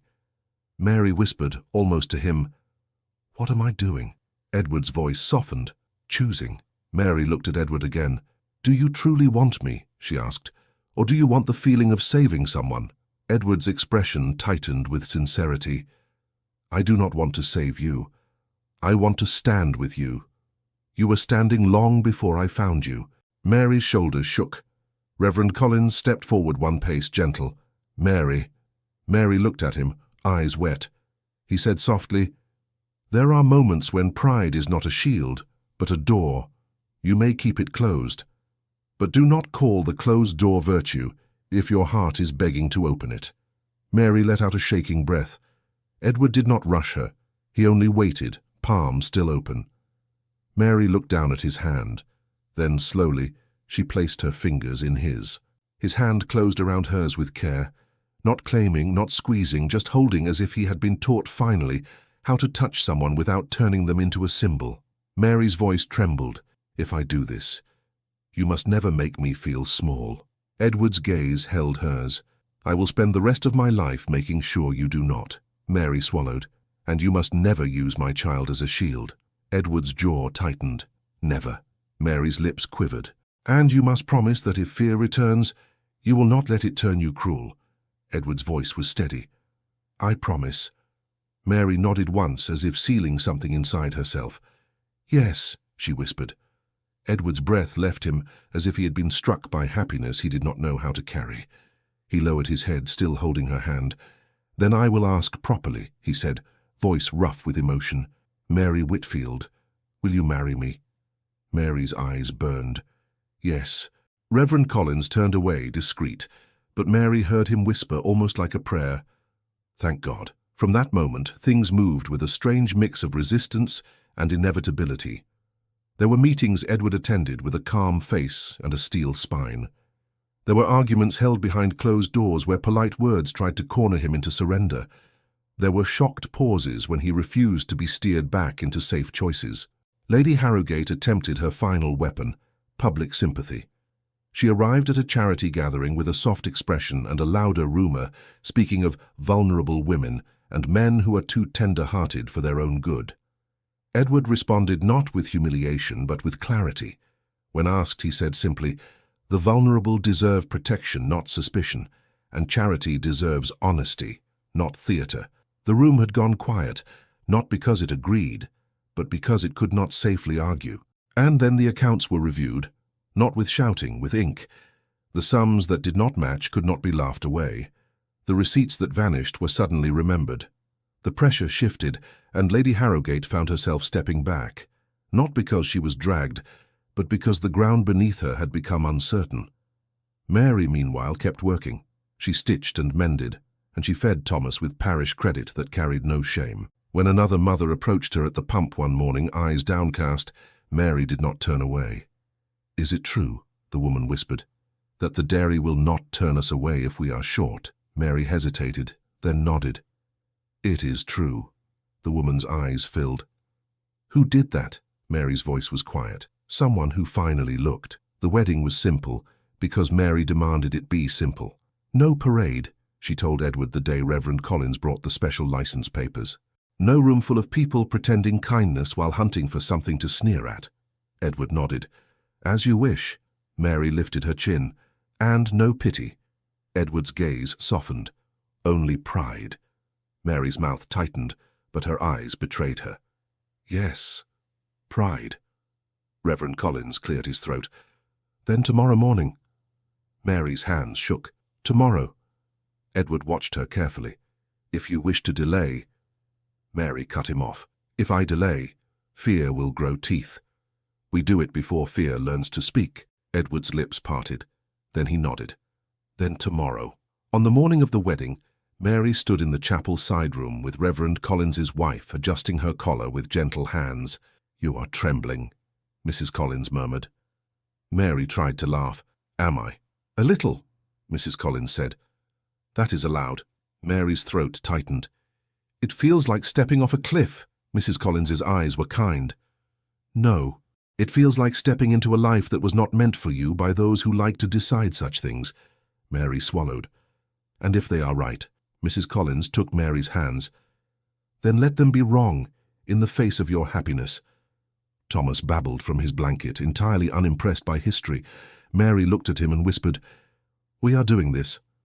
Reverend Collins appeared at the doorway. "Mary." Mary turned. He offered his arm. "Shall we?" Mary hesitated, then took it. In the chapel, Edward waited. He was not smiling widely. He looked as if he were holding himself together by will alone. But when Mary entered, his face changed with such open relief that Mary's eyes stung at once. She reached the front and stopped. Edward spoke softly, for only her. "You came." Mary's voice trembled. "I said I would." Edward's hand lifted, hesitated, then offered. "May I?" Mary placed her hand in his. Reverend Collins began the ceremony, voice steady, words familiar and ancient. Mary barely heard them at first.